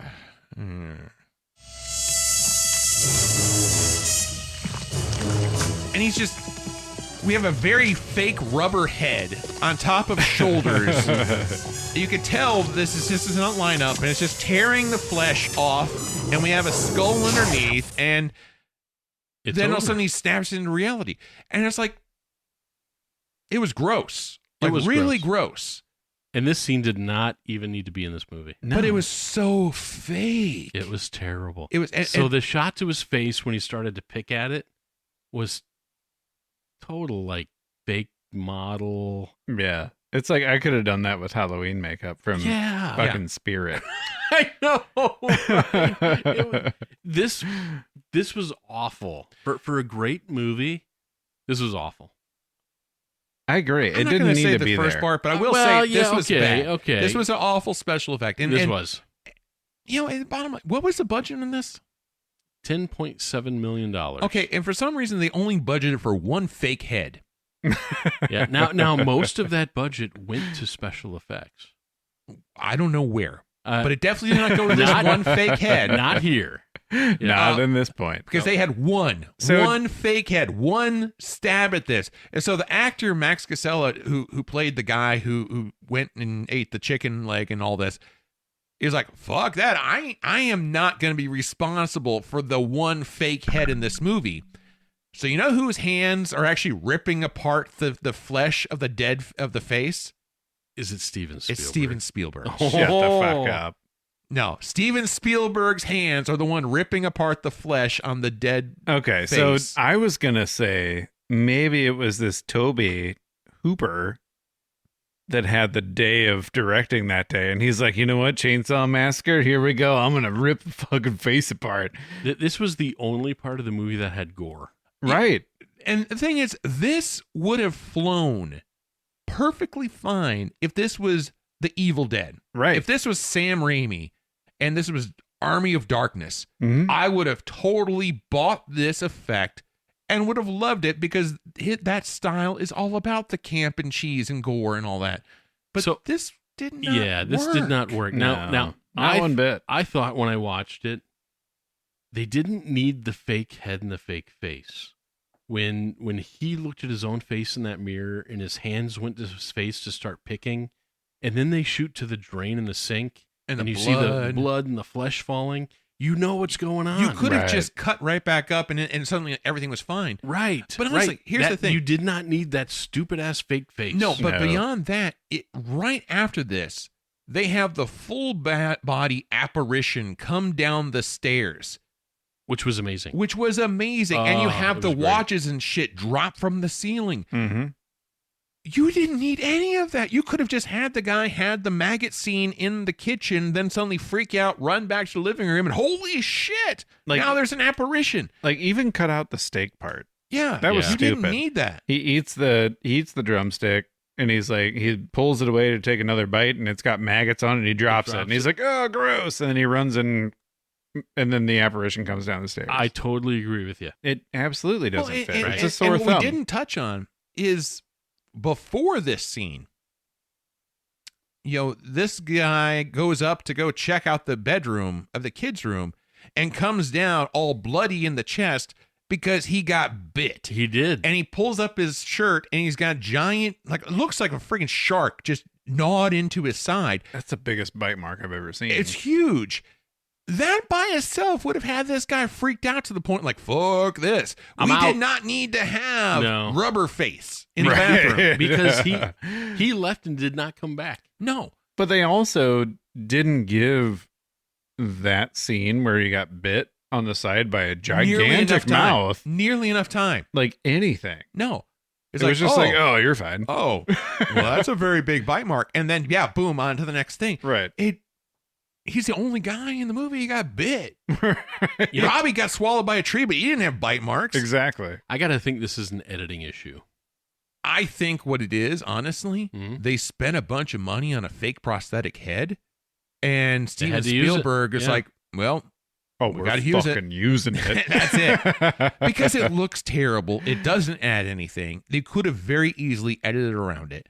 Right. It just, They could have had him not even go to the kitchen.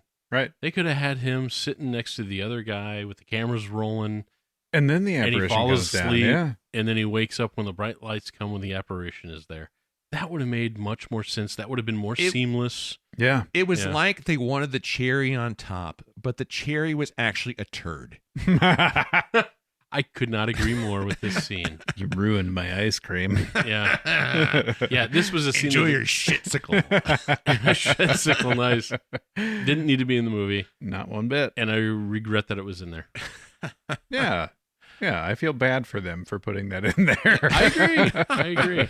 But that guy's not seen again. Nope. What we do get in the scenes that follow is the arrival of Tangina.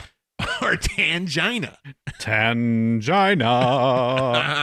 I'm gonna say Tangina from here on out. Yeah. Yeah, if you want to say Tangina. Tangina.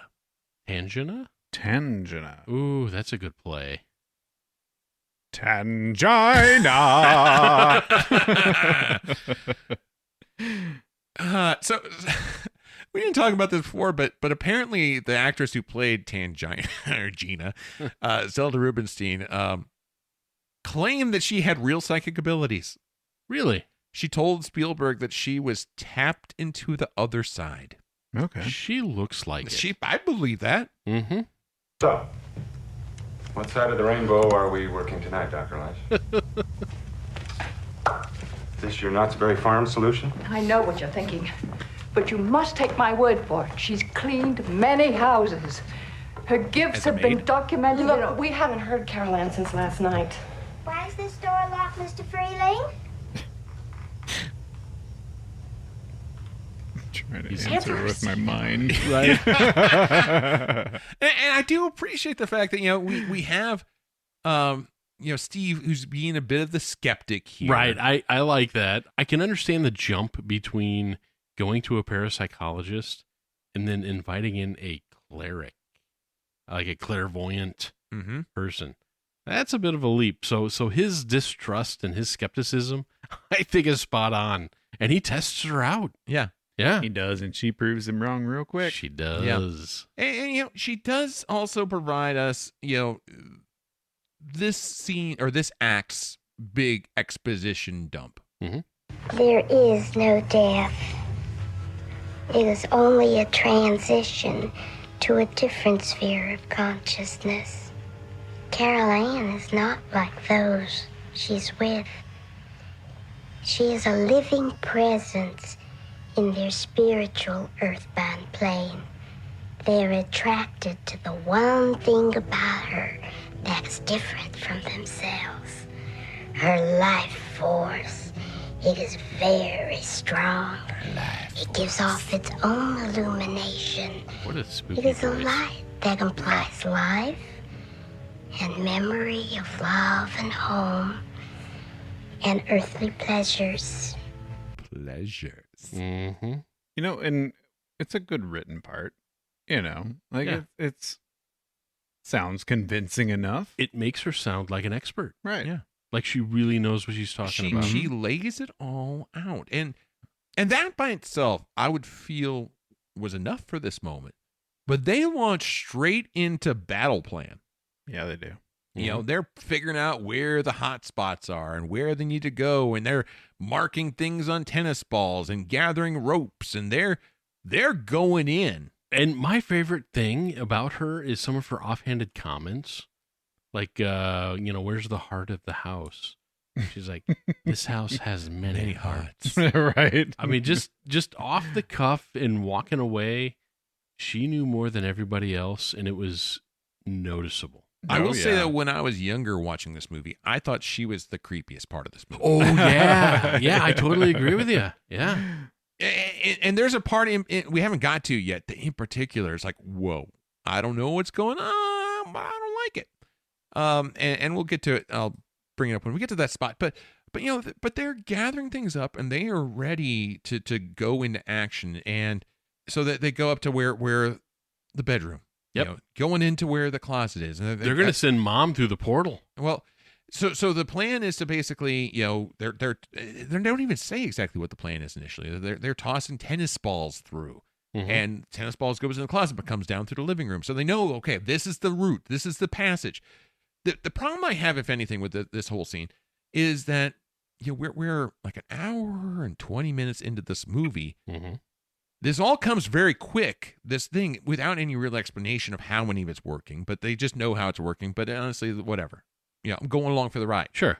So they toss tennis balls through. They know that this is the way to get from here to there. And so they toss a rope through. And then my favorite part of all this, though, is whenever, Tangina tells Diane to tie the rope around her waist because she's going to get Carol Ann. But Diane disagrees.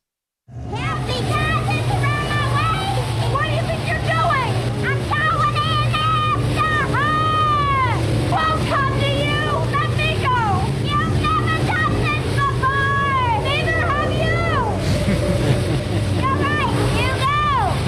You're right. You go. Yeah. I mean, for such an intense character who had so much information, came off as such an expert, I love the fact that they were still willing to give her a bit of humor. Right. And vulnerability. It's such a intense moment of the movie. Yeah. And there is a portal to hell opened up in this adjoining closet, and you're still giving us a brief laugh. Right. And she also, like, here's a tennis ball and write some numbers on it. And we're going to throw this rope through there. And, like, she knew it was like almost like she's done this before. And then it's like, I've never done this before. Well, it was a classic. You go. A classic case of, I know in theory, but I've never done it before. True. I know in theory, but I don't know in practice. Yeah. So, yeah, Diane gets tied up in the rope instead. She goes in to save Carol Ann. And this is the moment that really kind of creeped me out. Whenever Tangina is then like, all the children go into the light. All the children. And it was like a weird, almost like a seance-y like kind of moment. Incantation, yeah. kind of. All the children. And it's like, I don't know what's going on. I'm still honestly conflicted on this moment. Is she possessed? Is she trying to bring get the ghost to cross over? Yeah, I think she's talking to all of the ghosts who haven't crossed over, who are stuck in the purgatory, to go to the light to cross over. And she's calling them children, but they're not kids. But she's calling them children because they're lambs. You know what I mean? Sure. Yeah. Mm-hmm. So I think she calls them that, but she's talking to them to get them to guide them into the light to cross over to the other side. But you don't want Carol Ann to go through the light because she's still of the living realm, not the dead realm. And so Steve, who's been holding the rope at this moment, hears this, freaks out, and is like basically like, oh no, and like gets basically this giant ghost face comes out and like attacks him, and he drops the rope, and then all of a sudden, Mom and Carol Ann come falling through from the living room ceiling into the living room. Covered in pink goo. So, okay, Ectoplasm. Here's a question. Even when I was 8 and I watched this, the pink goo, is it like supernatural specter goo? I think is it pink attic insulation? When I was young, I helped my dad lay insulation in the attic, and it was pink. Okay. So I thought it was just like sweat and water and goo mixed with attic insulation. I just chalked it up to the Ghostbusters ectoplasm. I think you're absolutely, I'm with you. Mm-hmm. Oh, maybe there's some truth to that, yeah. Little Scoopy probe. Right. Test it. But yeah, anyways, they're covered in this like pink, gooey... Pinky sludge. Slimy, have to get rushed off to the bathtub to get cleaned up. So wait, why did the bathtub make them? They were like, get her to the water, get her to the water. Yeah, and why? Yeah, because that was the whole prep thing. They had to fill the bathtub, and this again, Tangina knew they needed to have a bathtub ready to go. Cleansing. They needed to cleanse off the purgatory. But they weren't even in there. They were just like they weren't like they didn't rinse them off. They just set them in a bathtub, and they weren't even in the water. What really. Tangina knew. And she knows a little bit more than you do about this stuff. So. Shut up. She does know. Sorry. If she says get in the bathtub, we get in the bathtub. All right, Tangina. Because she says, like, get in the bathtub. Yep. Get him to the water. But, whatever. Because movie. Yeah. It worked. It did. They breathed again. Yes. And good news.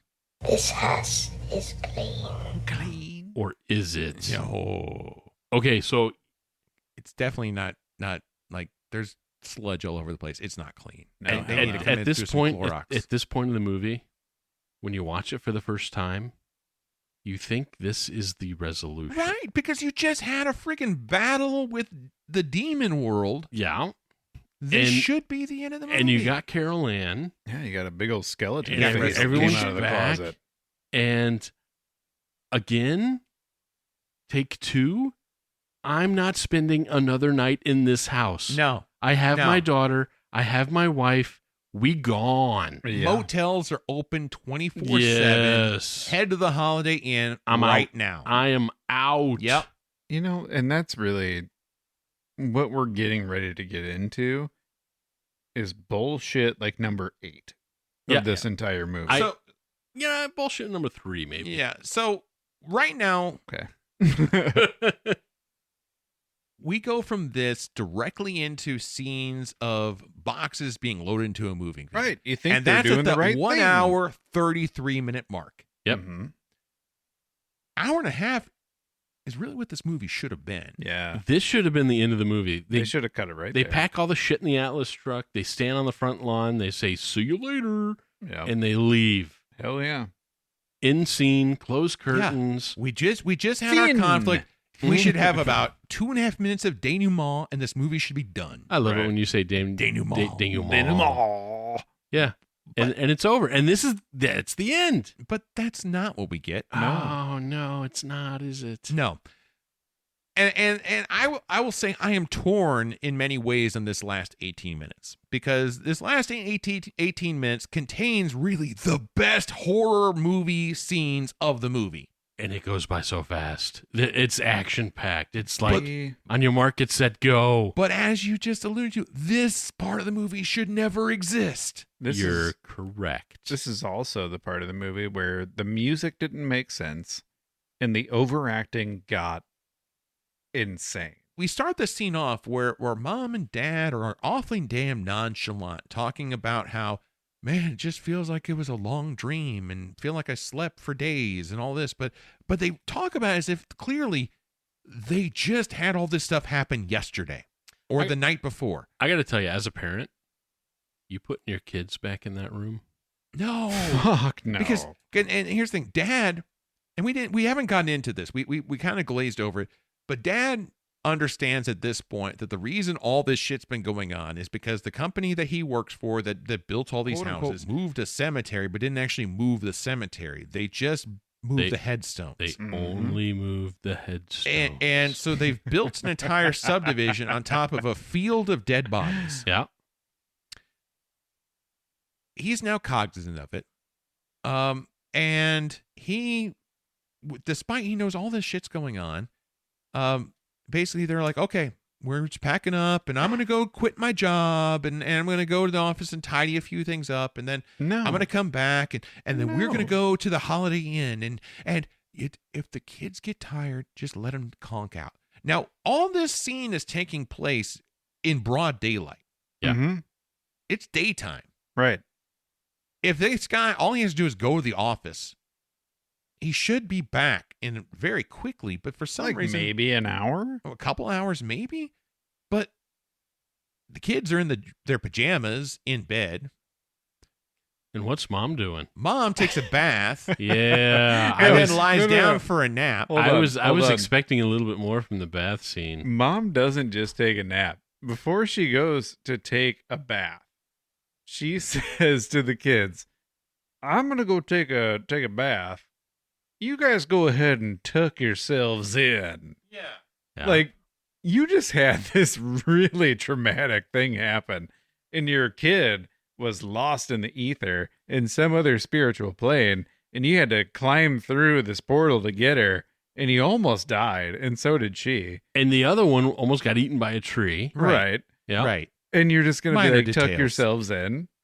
Tuck yourselves in. No big deal. This is where the movie kind of goes off the rails It's for me. so stupid at this point. It's completely inconsistent. It is. And shocker, shit goes down. Oh, yeah. The house is not clean. Not clean. Because we get the fucking clown doll tries choking Robbie out. Poor Robbie. He's just along for the ride. We also get Mom being pinned down to the bed and by apparently a very rapey ghost. This was a pretty cool scene. Like pulls her up and slides her up across the wall and up across the ceiling. Yeah. So did they like rotate the room? Oh yeah, for yeah. that? So that room probably was set in a giant gyroscope, and so basically they just kind of rotated the move Yeah. around, and it basically she would then just slide and move. Lots of panty. Yeah, there was a good amount of panty. There was a good amount of panty. And you know, but we have all this shit going on, and you know, in the kids' room, suddenly like it's the demon The portal opens back up. The portal opens back up. Demon goo fills the cracks of the door. A giant demon dog pops out of the door.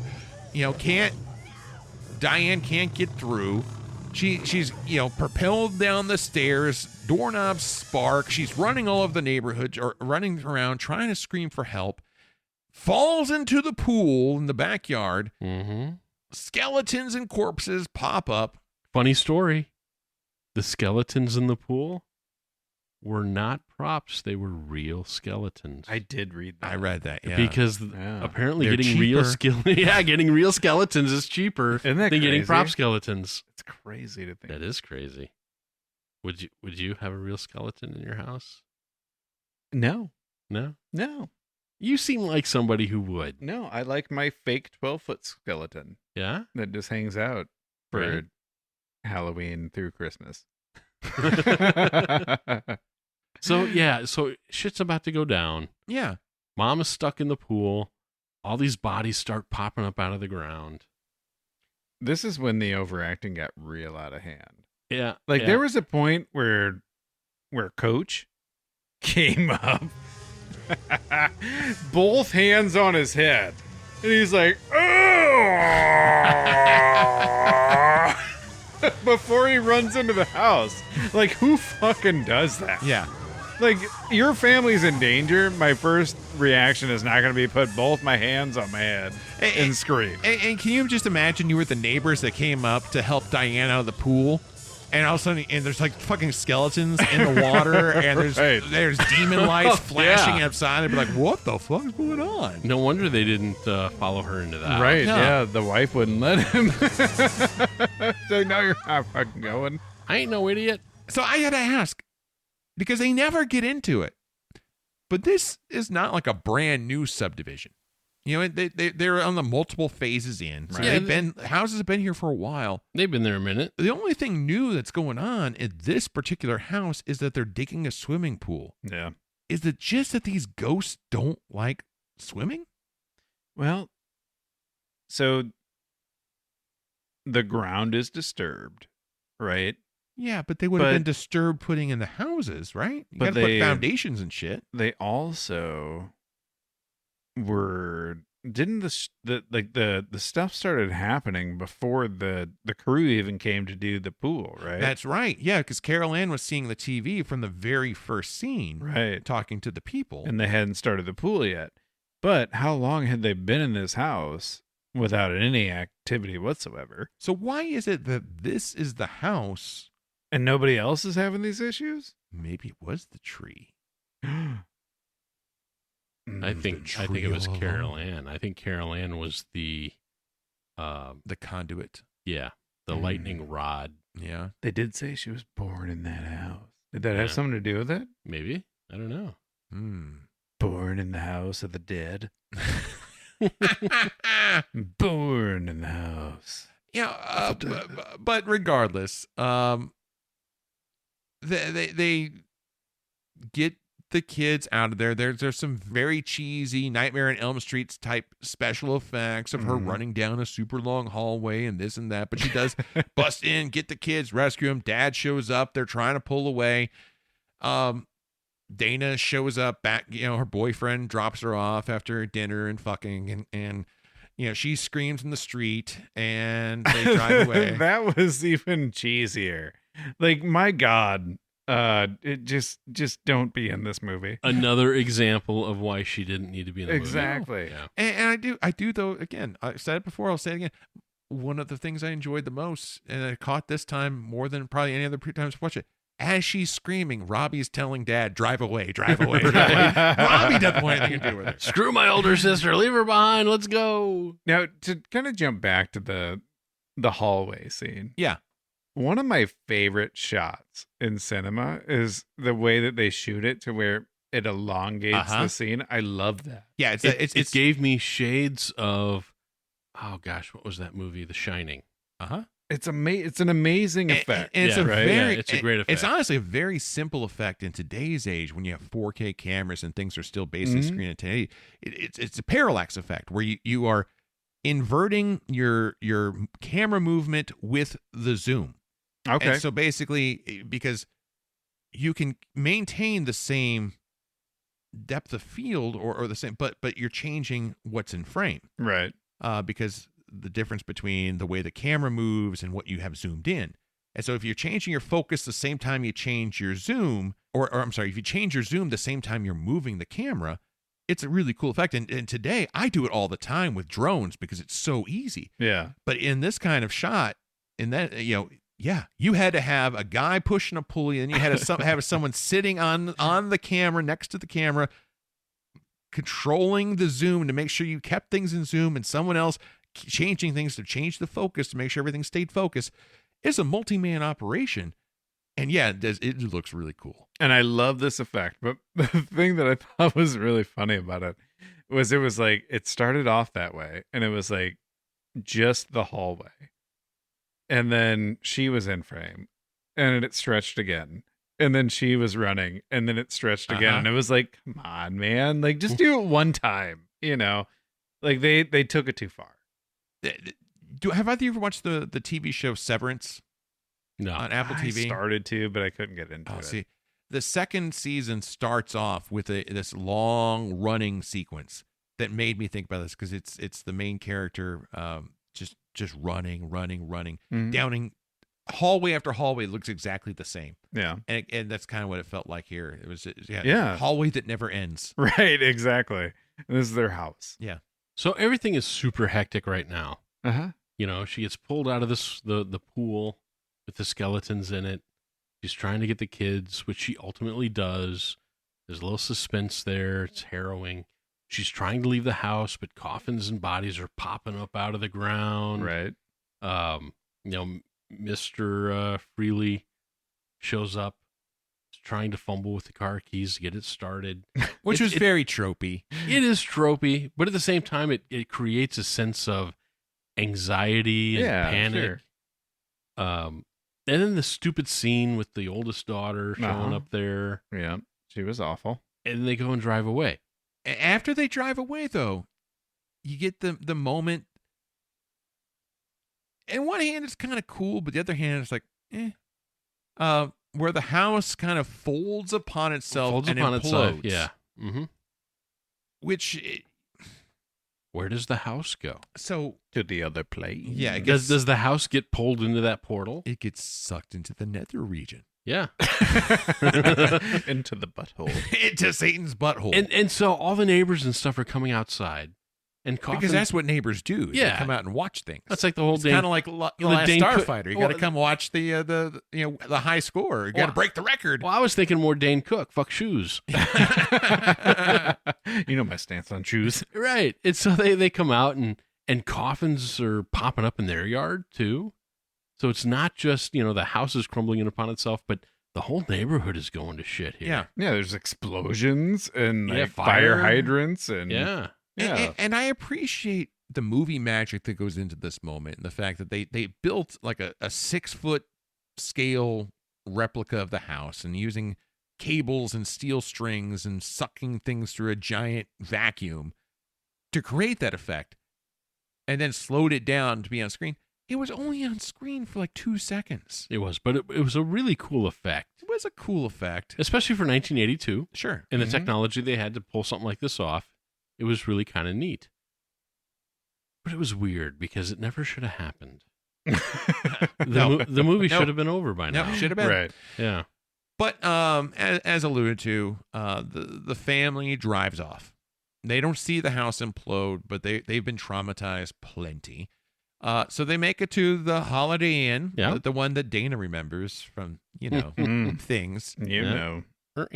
And did either one of you notice the sign on the head? The marquee there? Yeah, the marquee. I did not. It said, "Welcome, Dr. Fantasy and Friends." Who's Dr. Fantasy? Dr. Fantasy is Poltergeist producer Frank Marshall's magician stage name. Huh. Apparently, towards the end of many of the shoots of the movies he produced, he would do a magic show for the cast and crew. Oh, that's cool. So yeah, so that was a tribute. There were a lot of little Easter eggs that were hidden throughout this whole movie. Like in the Freely house, there was a picture of Steven Spielberg and his family on one of the shelves. I didn't even see that. Yeah. Uh-huh. So apparently the cast and the crew had a good time like hiding shit like that throughout the whole movie. Huh. Yeah, but we get our last scene of the movie at the Holiday Inn. And this is again one of those kind of things I'm such a sucker for is the one shot. Mm-hmm. We have a single shot. We see the family walking along. They all in their faces, their clothes. Oh, they're spent. They are spent. They've been through the ringer. You see them walk down the hall, or down, I guess not even a hall because it's a motel. The room is on the outside. So whatever, the walkway to their room. And, you know, they walk all in and the door shuts and then immediately opens and Steve shoves the TV out and then it closes and then they end.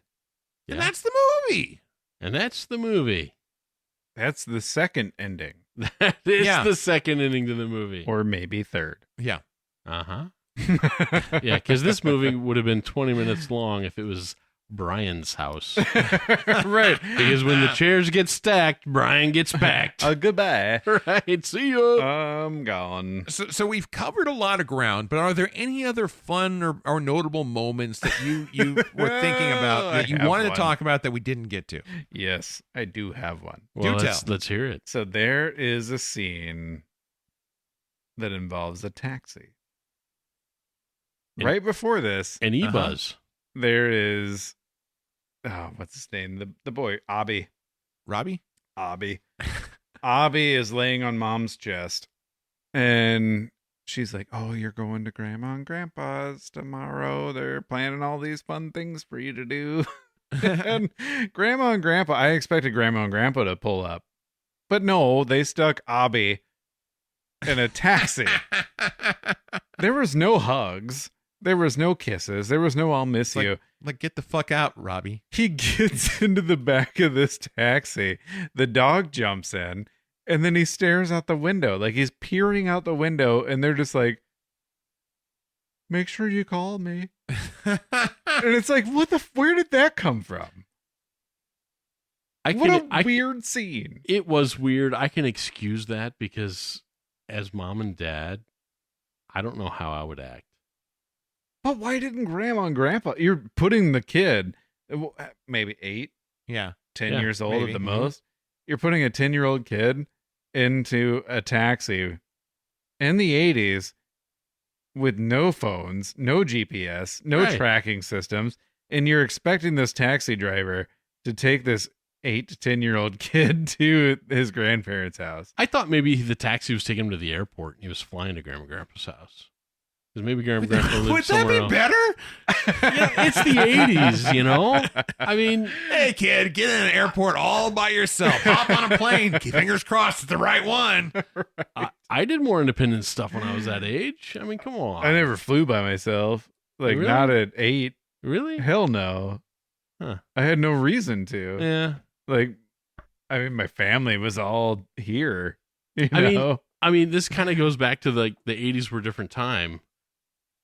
I mean, I was 8, my sister was 10, and we were at home by ourselves. I mean, back in the 80s, that was cool. You that put was together, all right. though, you're 18. That's true.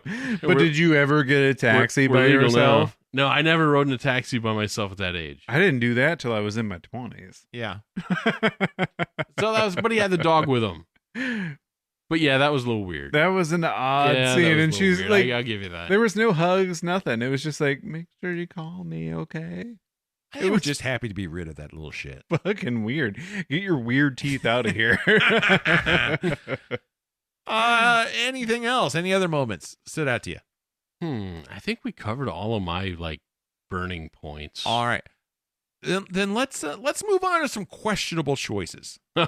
Lots of them here. I know. What moments stood out to you that maybe could have been done better?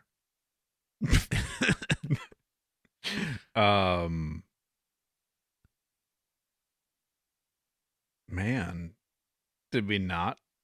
I think we've covered quite a few. Is there anything that we didn't? Well, you know, I think the whole picking the face off needed to go. I think the oldest daughter needed to go. No, 100%. there were a few things leading up to the full-blown ghost implosion that I think they threw in that whatever. Like whenever they went to the neighbor's house to see if strange things been going on there and they're being eaten alive by mosquitoes and the guy is like, I've never been eaten by a mosquito before. That's another. I don't think anyone in my family ever has. He Another, acted like he had never heard of a mosquito while they're being eaten alive. And like the next scene after that, they're dabbing calamine all over the place. It was in there, but it wasn't really. So I'm assuming the ghosts made mosquitoes eat them alive. Well, that's another throwaway scene that really didn't need to be in the movie. I think the entire neighbor interaction could have been.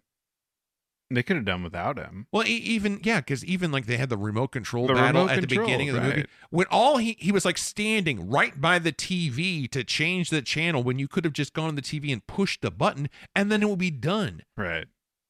And then, like, even at the end, though, like, DUI guy could have pushed the button and have been done. Right? Put him Come on, Denim Dan. Do your shit. He would have pushed the wrong button. Probably.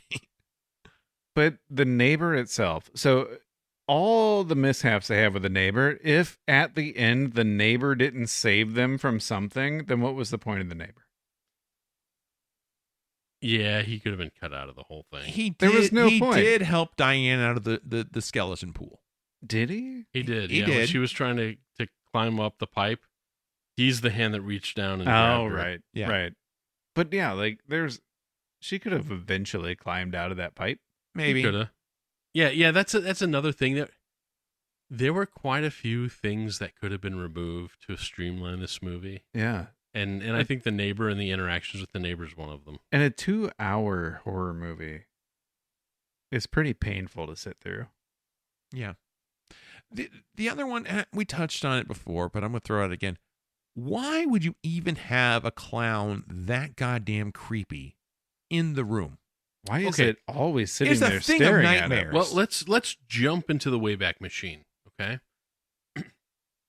Every clown was creepy in 1982. Yeah, they were. Have you seen Ronald McDonald from 1982? Holy shit, I mean, it's total nightmare fuel. Yeah. Mm-hmm. So, Pooter, the clown. right. Well, think about it. Yeah, all the clowns back then were terrifying. Mm-hmm. I was never afraid of clowns.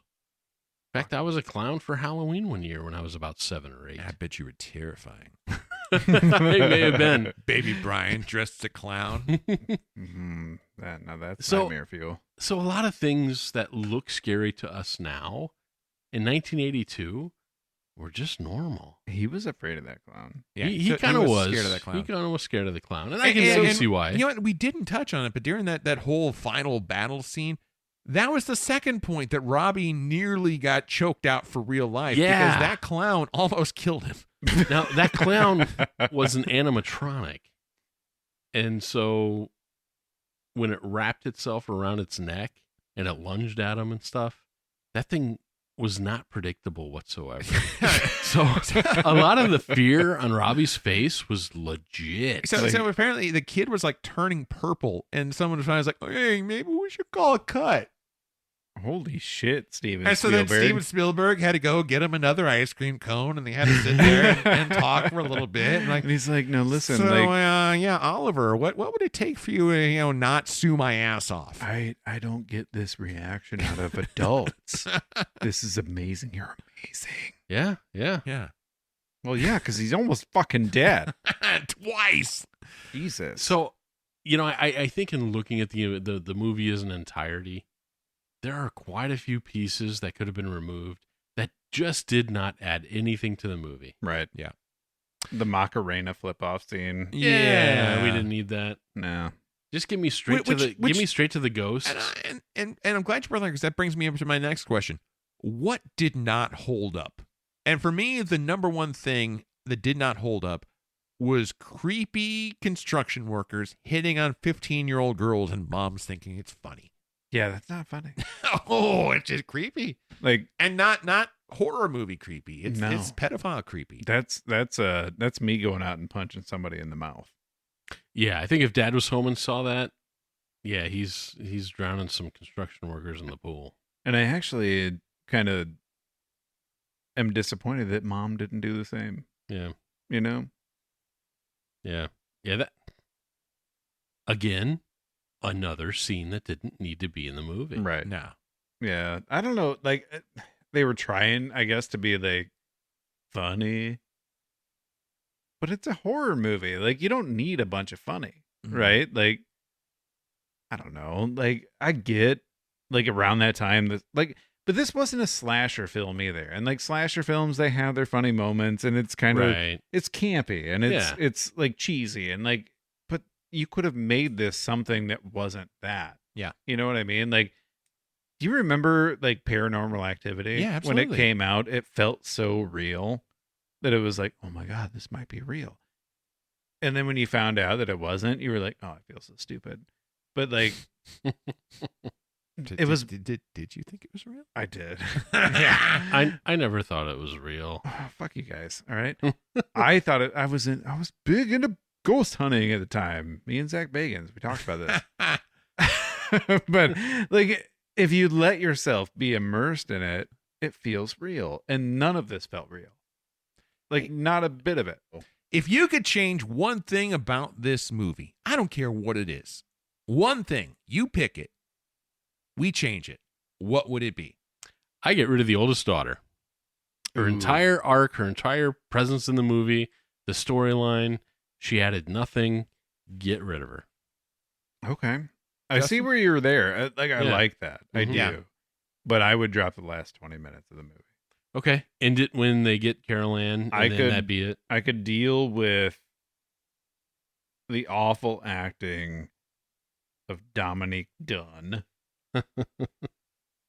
If they just dropped the last 20 minutes, it would help. But my thing I need to change, it would not really do much for, because my biggest thing is Robbie's goddamn teeth.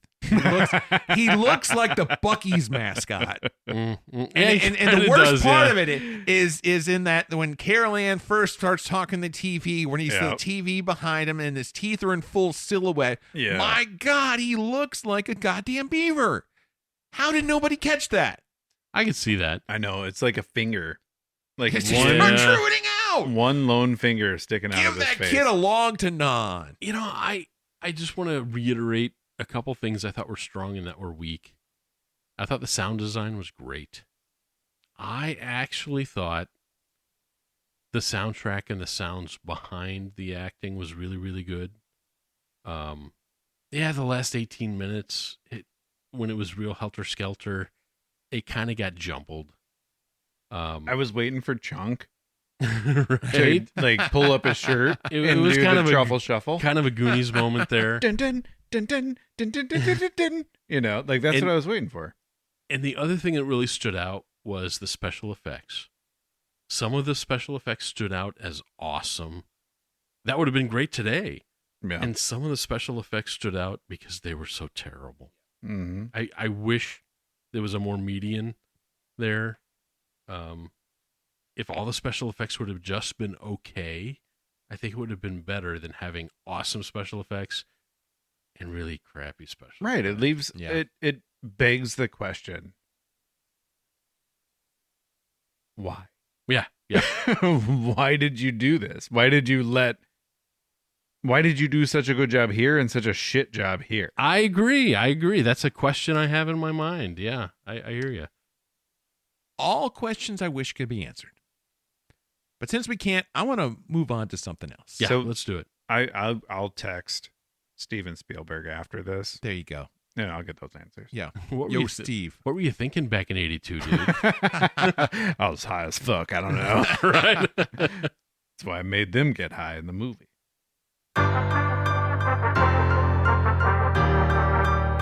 All right. Ladies and gentlemen, boys and girls, and terrified children hiding under your beds. Welcome to the first ever Killer Clown Bracket Tournament. Oh, shit. 8 of the most nightmarish, bizarre, and occasionally delicious clowns ever to stalk your dreams are about to step into the ring for a no-holds-barred fight to the finish. I love it. The matchups are set, the circus tent is locked, and the cotton candy has been laced with blood.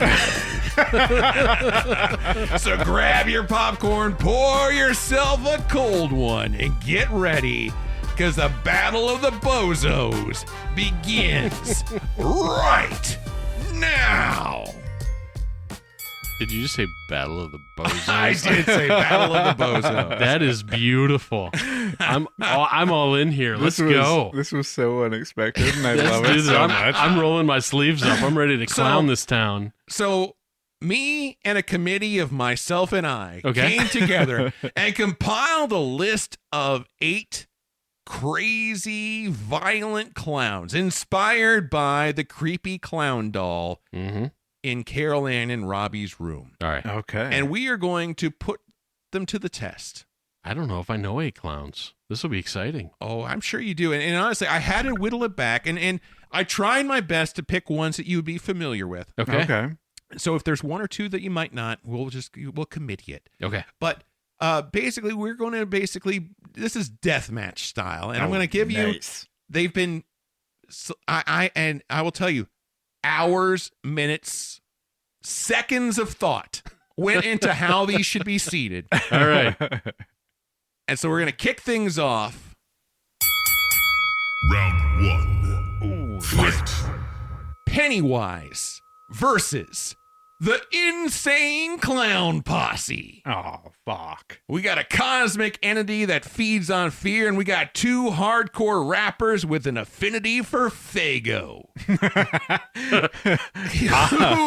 Who wins in the throwdown? Obviously, it's Pennywise. Really? I was thinking ICP. They drink root beer, Uh, and they think they're hard about it. yeah. But they have cool face makeup. And there are 2 of them. You've got Violent J and Shaggy 2 Dope. Pennywise is a demon. All right. You convinced me. I'll go to your side. I'll go Pennywise. All right, Pennywise. Shaggy 2 Dope and Violent J are just some white guys in All makeup. right, so it's Pennywise for the win. Round 2. Fight. All right, in the second round, we have the one and only clown doll from Poltergeist versus the zombie clown from Zombieland. Ooh.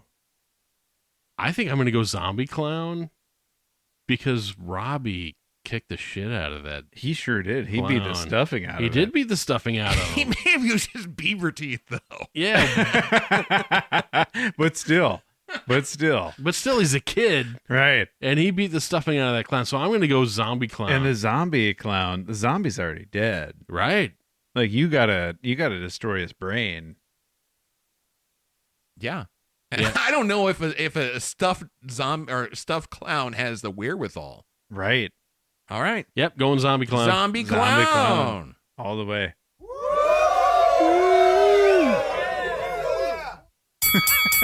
Round 3. Fight. All right, round 3, we have the Joker from Batman versus Krusty the Clown Wait a from minute. The Simpsons. Which Joker? We are going to go with the best one, The Dark Knight. the Dark Knight version. Oh, fucking Dark Knight all the way. Yeah, I'm with Dark you Knight there. Joker all the way. Yeah. I mean, does Krusty have a shot? No, not even a bit. All right. Not even a bit. We have a winner. Yay.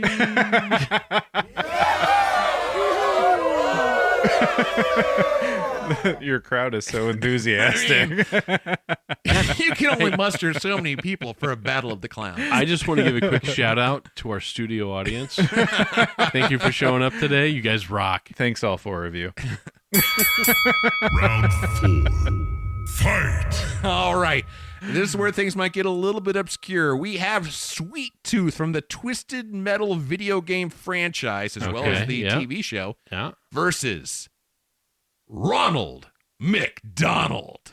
Oh, I'm going Ronald McDonald all the way. You know, Really? you know how many people he's killed? Holy shit. Yeah. Listeria alone is probably taking out thousands. You know, Ronald McDonald with his saturated fats and Diabetes. fries. And obesity. Plus, I mean, think about with that kind of budget, he's probably got special trainers. He's got, coaches. I mean, he's got the government on his I side. mean, Sweet Tooth does have a flaming head though, and a demented ice cream truck. I've got a quick story about Ronald McDonald. Uh-oh. He touched you inappropriately when you were a child? No, I wish. So, my mother was the director of a library, and they had Ronald McDonald come in as a visitor for a kids program. Oh my God, why would you do that? Right? Okay. Once the program was over and the library was closed and everyone has left, the only people left were Ronald McDonald and my mother. And my mom, being the nice lady, said, "So what's your real name? What are you doing? What's your day job? What do you do? You're trying to get, just conversation." Yeah.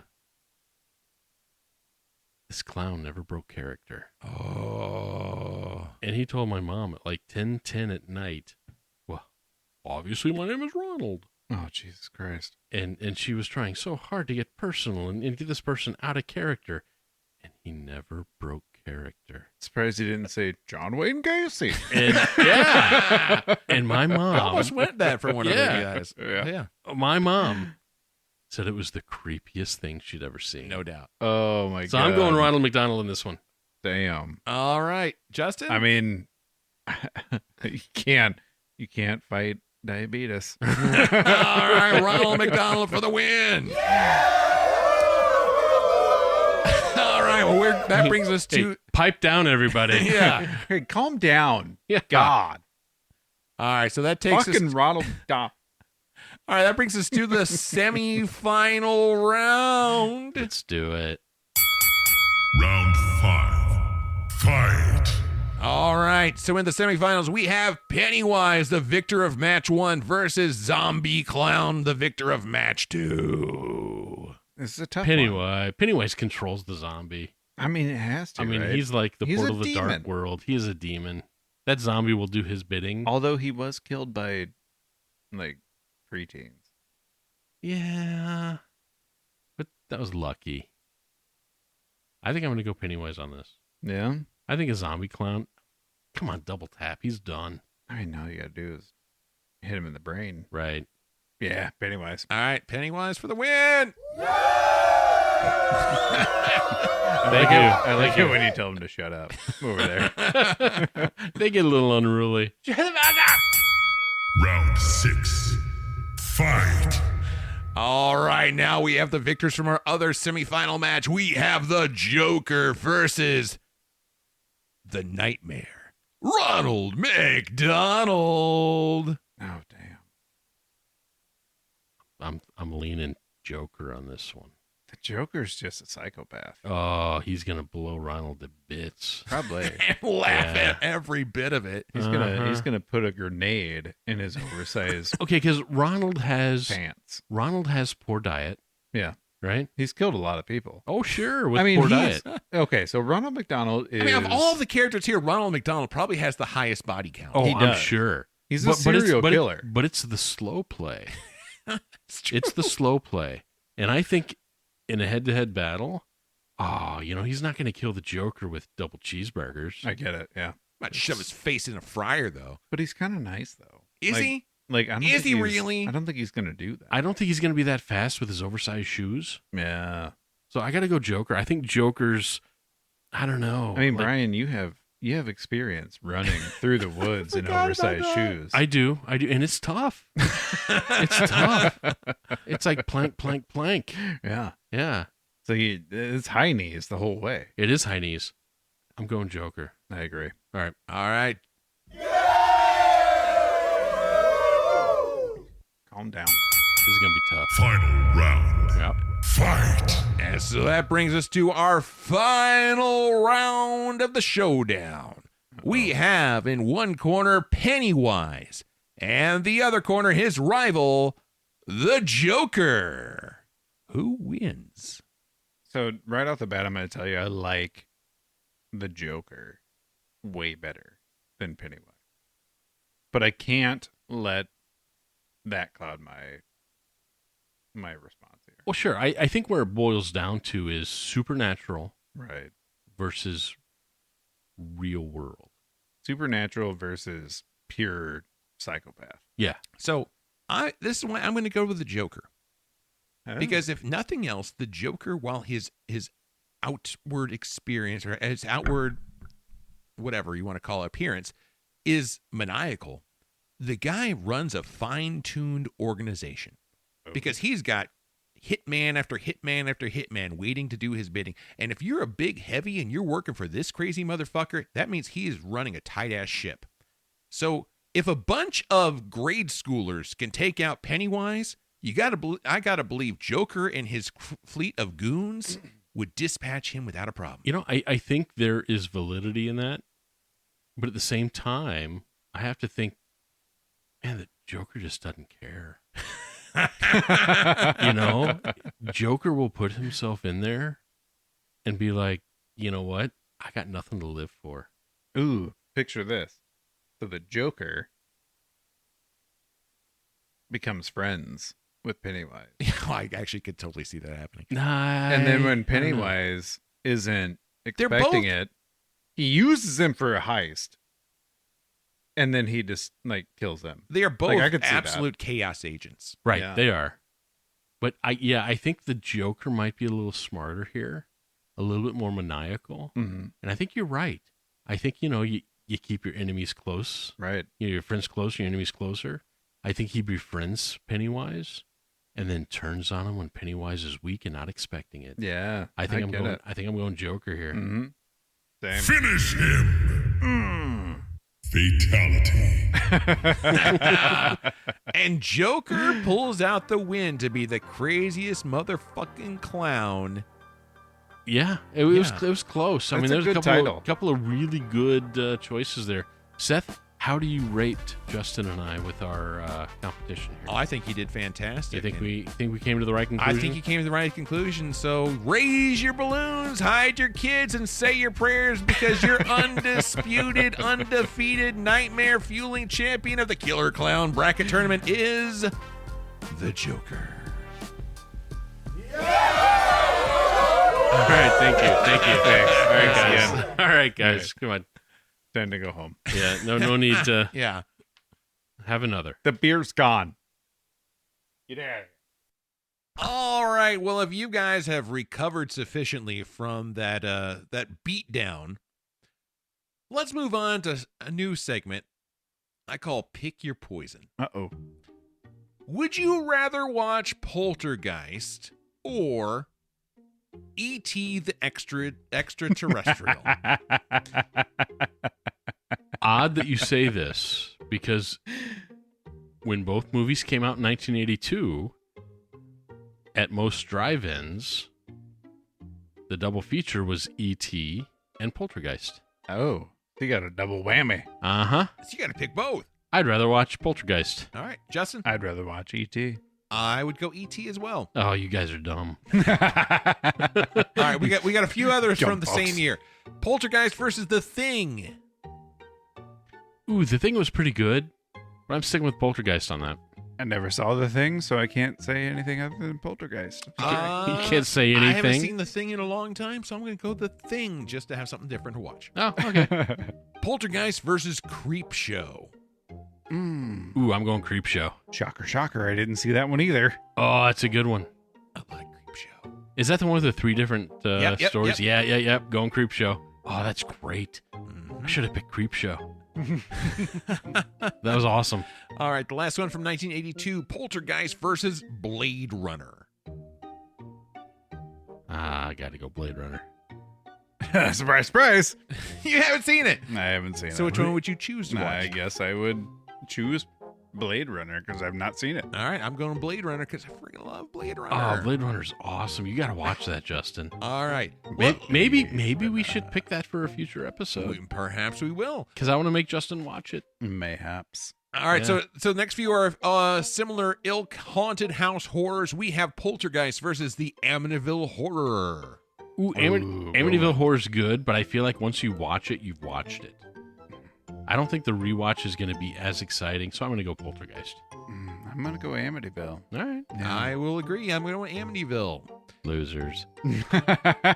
Poltergeist versus The Conjuring. Conjuring all the way. Never seen The Conjuring. Oh, you should. It's so good. All right, so I'll go Conjuring because I've not seen it. There you go. Poltergeist versus Beetlejuice. Beetlejuice, give me all day. Oh, Beetlejuice is a terrible movie. I don't care. It is awful. I got to go Poltergeist just because Beetlejuice is so terrible. I'm putting the nostalgia goggles on for Beetlejuice. I'm with you, Justin. I'm going Beetlejuice. And I after this latest rewatch of Poltergeist, I'm good. Super losers. And would you rather watch this movie or Paranormal Activity? Paranormal Activity. Yeah, Paranormal Activity is pretty fun. The original was so good. Yeah. So yeah, I'm going Paranormal Activity. It was. Now, it was neat. Any other Paranormal Activity movies after the first one? Garbage. All garbage. Garbage. All right, and last, we got 2 movies that we'll talk about from the same director, quote unquote, Toby Hooper. Director. Would you rather watch Poltergeist or the Texas Chainsaw Massacre? Texas Chainsaw Massacre. Oh, give me some day Massacre long. all day. For one reason. Or 2 reasons. Boobies. Boobies. Boobies. Yep. And would you rather watch this or Salem's Lot? Ooh, Salem's Lot's great. So I've not seen Salem's Lot. I'm going with Stephen King, Salem's Lot. So I'm going to go Salem's Lot myself. I'm with you. I've already All seen right. this one. Why not see something new? Oh, Salem's Lot is good. All right. All Well, right, You ought to cool. read the book. The Yeah? book's good too, yeah. well, now that we've picked our poisons. Yep. What do you say we name our Boddicker winner? Ooh. You are under arrest. You have the right to remain silent. Fuck you. Guns, guns, guns, it's time to choose. Who stole the seat and lit the fuse? Bad, bold, or just deranged? The Boddicker Award brings the pain. Can you fly, Bobby? Not quite. But our winner, pure dynamite. So if you haven't listened to previous episodes, let me bring you up to speed. The Boddicker Award is named after one Clarence Boddicker, the best character in one of our favorite movies to date, RoboCop. Clarence was a badass, and so therefore we like to honor the one character we find to be the most badass in any movie we watch. Not the biggest name, not the largest character, not the person who had the most screen time, but the person, or the character rather, that just kicked fucking ass. Mm-hmm. So, with that in mind, Justin, who is your nominee for the Boddicker Award? My nominee for the Boddicker Award Oh, I'm excited for this. goes to, Yeah? drum roll, Tangina Barron. Tangina! Really? It is, You're yeah. going to go with... The tiny medium with a huge presence. Okay. All right. Who you got, Brian? Okay, so I thought long and hard about this. I almost went with E-Buzz, the dog. Oh, man! The dog? But It was a good boy. it was a good boy. I have to agree with Justin. Ooh. I went with Tangina Barrons. Ooh. I thought as soon as she showed up in the movie, I had a sense of relief. I knew everything was going to be okay because of her presence, how she kind of stole the environment. Yeah, she did. So I'm going to go, played by Zelda Rubinstein, Tangina Barrons, because this house is clean. Let's call this a clean sweep, because I will also throw my nominee to Tangina Barrons.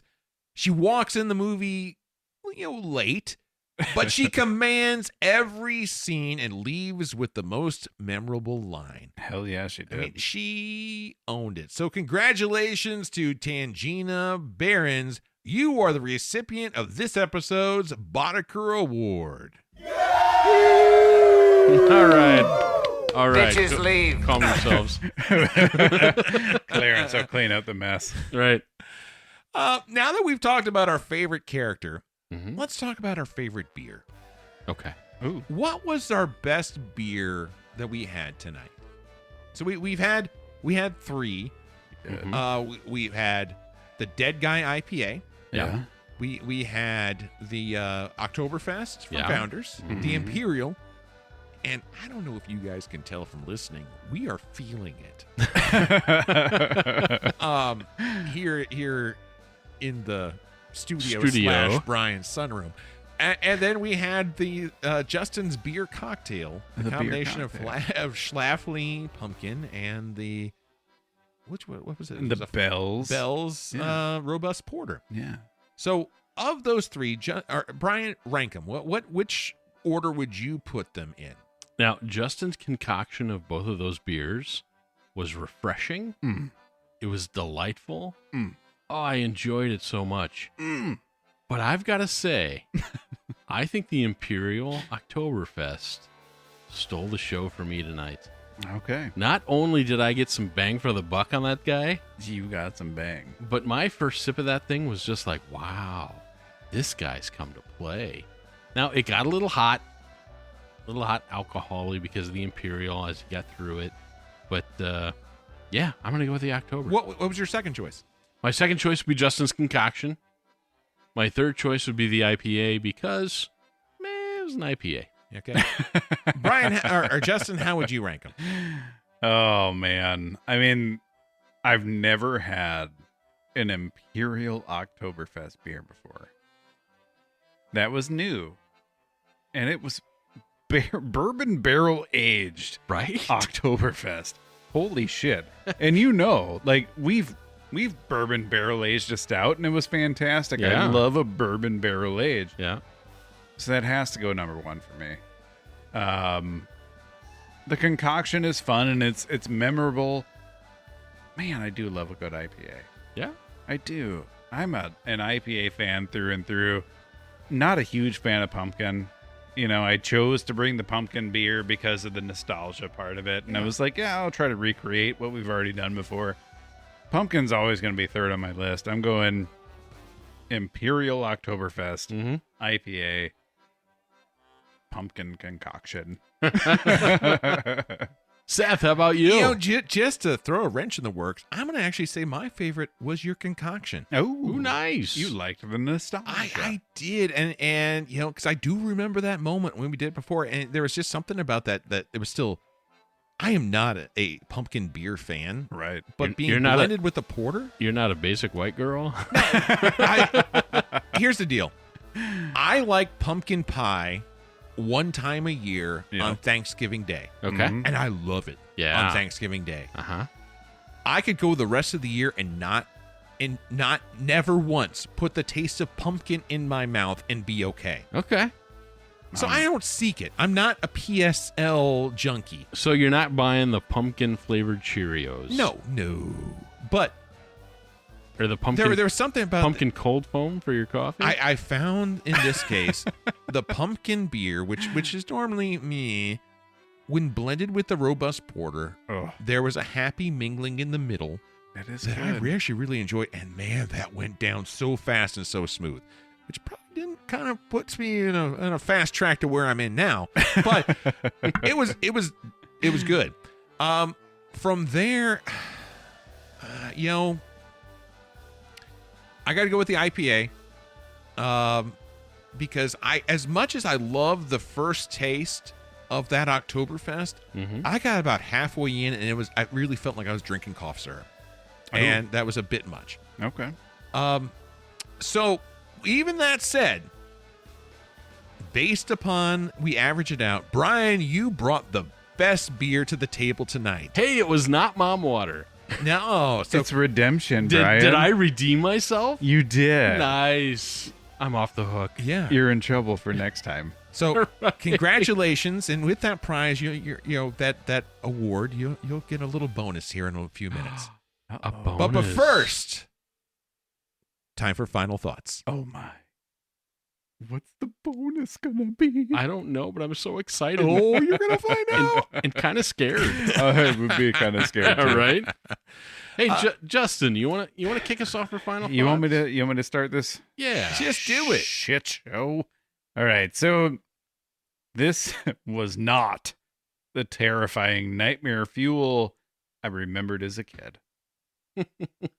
Rewatching it now, it felt more like Disney's Haunted Mansion than anything truly horrifying. It was Steven Spielberg scary. The acting started off solid, but quickly went to head grasping, repetitive screaming over the top territory. The practical and special effects were probably impressive in 1982, so I won't dwell on those too much, but they don't exactly hold up now. And the score, with its Goonies-style adventure vibe, made what was supposed to be a horror film feel more like an action comedy. It just really took me out of it. That said, I don't hate it. Nostalgia goggles definitely played a role, because I only had 2 beers watching and still found myself entertained. Would I purposely sit down to watch Poltergeist again? Nah. But if I was 5 beers deep, flipping through the channels and happened across that giant skull flying out of the closet, yeah, I'd probably stop. So I'm giving it a 5 beer rating. Not the worst I've ever rated. Yeah. But definitely not the best. No. Gotcha. All right, Brian, where do you want to take it from there? All right. Well, overall, I think this movie does hold up. It's not perfect by today's standards, but Poltergeist remains a landmark of horror film. Its combination of scares, suspense, and emotional storytelling keeps it engaging and scary for modern audiences, especially for anyone watching it for the first time. Now, I first saw Poltergeist when I was 9. I think I was actually 8. And it was my very first horror movie. I remember sitting there with wide eyes as the Freelings' perfect suburban home slowly turned into a place of supernatural terror. I was half frightened, half mesmerized, but wholly entertained. Even watching this again decades later, I can still feel that mix of fear and excitement. The thrill of being scared in a safe place and the fascination with the unknown brought to life on the screen. You know, it's a film that just didn't scare me. It introduced me to the magic of horror storytelling, the joy of suspense, and the strange comfort of being scared together with the family on screen. Looking back, it's more than a movie, it's a memory, and that kind of blinds me a little bit. It's a marker of childhood curiosity and a reminder that sometimes the scariest things are hiding in the most ordinary places. Ooh. I'm going to give this a 3 beer rating for maximum enjoyment. I'm going to go 3 on this. Not bad. And nostalgia has a big role in that for me. Yeah. We all have those movies. Yep. Seth. This isn't it for me, though. I didn't think so. There are plenty of holes and goofy moments in the first hour and a half of Poltergeist that I can forgive. The campy flying toys, Diane acting way too excited about having a haunted house, a face-peeling scene so rubbery it feels like Mad TV instead of Nightmare Fuel. Yeah, that was awful. And, of course, the completely useless teenage daughter. Ultimately, it's all part of the 80s charm. But then we hit the last 18 minutes. From the moment those moving boxes appear at the 1 hour 33 mark to the motel TV rolling out the door at 1:51, this movie has boggled my mind for years. None of it makes sense. Number one, how do professional movers even show up that fast? I can't get a U-Haul from the gas station down the street without at least a week's notice. Right. But that's a nitpick compared to the bigger question. Why didn't they just go straight to a hotel? How could those kids be left alone in the same room where all that horror went down? And why is Diane taking a bath and then lying down for a nap when they should be halfway to Arizona already? The last 18 minutes simply should not exist. And yet, they also contain some of the best horror moments in the entire movie. But I can't fully enjoy them because I'm plagued by the knowledge that they never should have happened in the first place. Right. It takes more suspension of disbelief than I can muster. Sober. That said, if I'm 6 beers deep by the hour 33 mark and crack one more to push through to the finale, those last 18 minutes become one hell of a ride. So in total, I'm going to need 7 beers for peak Poltergeist viewing enjoyment. Hold on a minute. You're talking 7 beers in an hour and 33 minutes. Yeah. Holy. I mean, Wow. Brian, you needed 12 to get through UHF. I know, but like you're talking, you put minutes to it. Like, I mean, I'm Brian going to pace this out. Brian could have started drinking at like noon and had 12 beers I could have my 6 to get but like an hour and a half. by like 8 o'clock at night. I could have pre-gamed with like 4 of those, 2 through the first hour and a half, and then had 1 for the last 18 minutes. Could you imagine the way Seth can put away a horseshoe makes me understand the fact that he can drain those beers before he gets to the last 18 minutes. We got a camping challenge. Camping trip is coming up. I want to see Seth drink 7 beers in an hour and 33. No, 6 beers an hour 33. I got 18 minutes for the last one. So anyway, so that brings a average score for Poltergeist to 5 beers to reach peak enjoyment. And where does that rank? That puts it, let's see here, tied with The Last Starfighter. Okay. And then behind Flash Gordon at 4.66. Flash Gordon lives. And ahead of Rad, which we need to be 1 beer drunker to fully enjoy. I'm good with that. I'm down with that. I'm good with that. Yeah, heck yeah. So now that we have gone through this and we've fully talked about the movie and given our final thoughts, let's take a moment and let's forget that any sequels of this movie were ever made. Please. Let's forget that any remakes of this movie were ever made. Please, yeah. And now let's come together as the regular guys and let's put together a pitch for what we think a sequel of Poltergeist should be. What it should include. 1 word at a time. Ooh. Starting with the person that had the best beer of the night. Oh, no. Brian. Oh, my. All right. So, Brian, kick us off with the first word, and then we're going to go around the table 1 word at a time until we get bored or we completely derail.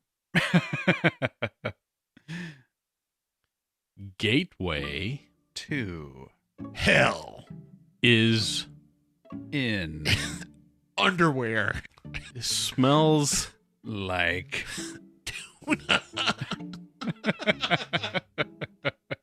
sushi in sandbox.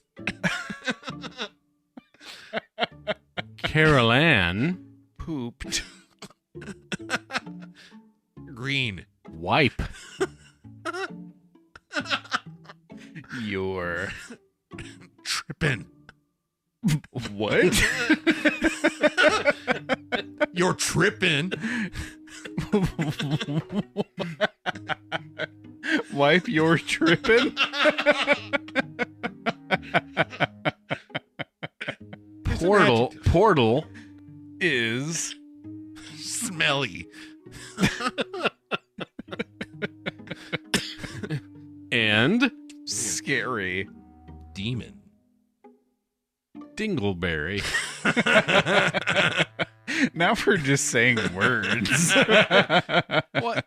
A dingleberry can be scary. It can be. A scary dingleberry.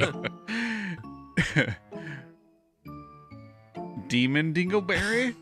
Okay. Okay. Yeah. All right. Demon Dingleberry.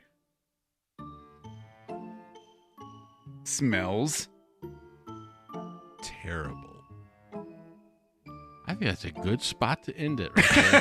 I think we should have ended it a couple minutes ago. Well, on that note, we're going to call it a wrap on this episode of the Regular Guy Movie Show. We've battled evil trees, clown dolls, and a swimming pool full of skeletons. But now it's your turn. What did you think about Poltergeist? Add your 2 cents to the comments, and if you've enjoyed this episode, please be a pal and subscribe. Leave a review, and better yet, share it with your friends, because if you enjoyed it, there's a good chance the deviants you hang out with will enjoy it too. And if you've got a movie you want us to cover, head on over to regularguymovieshow.com and hit the Suggest a Movie link. Thanks for listening, and as always, be kind, rewind. The Regular Guy Movie Show.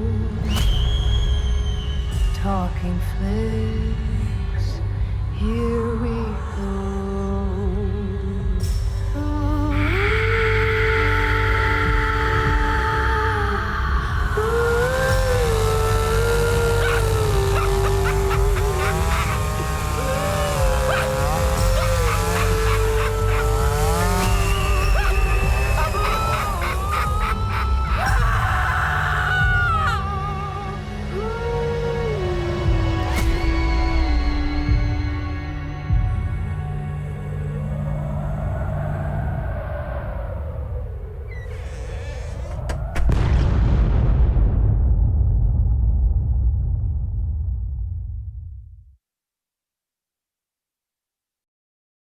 We've heard about Justin's. Brian, who is your celebrity wannabe best friend? That's not my celebrity wannabe best friend. That was a joke. Oh, I see. You seem very genuine about that. Who's your celebrity wannabe best friend? You go first. I'll think about it. Mine is Matt Damon. Yeah? Yeah. I think he and I would be really good friends. Matt Damon. Yeah. Yeah. Okay. Right. If we were neighbors, we'd be like at each other's house all the time. Yeah. Yeah. Just hanging out. Yeah, we'd share a backyard. Shooting the shit. Take the fence down. Yeah. Put a bar. And maybe don't take the whole fence down, but like just cut it down cut to a bar. section. Yeah. A bar. Heck yeah. Yeah. Have some Yeah. beers on tap. He and I'd be cool. I bet you would. Yeah, that'd be my guy. All right. What about you, Seth? I'm going to go with Jason Segel. I thought you were going to say Weird Al. No, that's just pie in the sky, my friend. Never. Weird Al wouldn't be friends with me. No, that's so unrealistic. I mean, get more realistic like Matt Damon. No, I mean, Weird Al would never be friends with me, but a guy who made a musical about vampires might. Never know. Never know. You never know. Never know. You never know. Justin. He sounds like an ever guy. Yeah. Is it Vincent Vallo? Who? Vallo? The lead Villa singer? Vallo. Villa Vallo. No. Vincent? Vincent? Vincent is his given name. Villa is actually William in Finnish. So you William. So you are best friends. William Light. Are you already best friends? No, God, no. I just remember a lot about him. Damn. Celebrity best friend. I don't want to be that guy. Jason Sudeikis. Oh, he'd be fun. He would be fun. He would be a lot of fun. I also just thought about Ryan Reynolds. Yeah, he'd be fun too. But he's a little bit too fun. A little too fun? He'd get me in trouble. He probably would. Yeah. But he'd have the money to bail you out. Yeah. Yeah. I don't know if he'd bail me out with my wife, though. Jason Sudeikis, his tennis shoe collection, he spent more money on his tennis shoe collection than I make in a year. Yeah. But he's a handsome fellow. He is a handsome fellow. Yeah. Look a lot like the guy across the table from me. Isn't that weird? It is weird, isn't it? Are you really Jason Sudeikis? Barbecue sauce.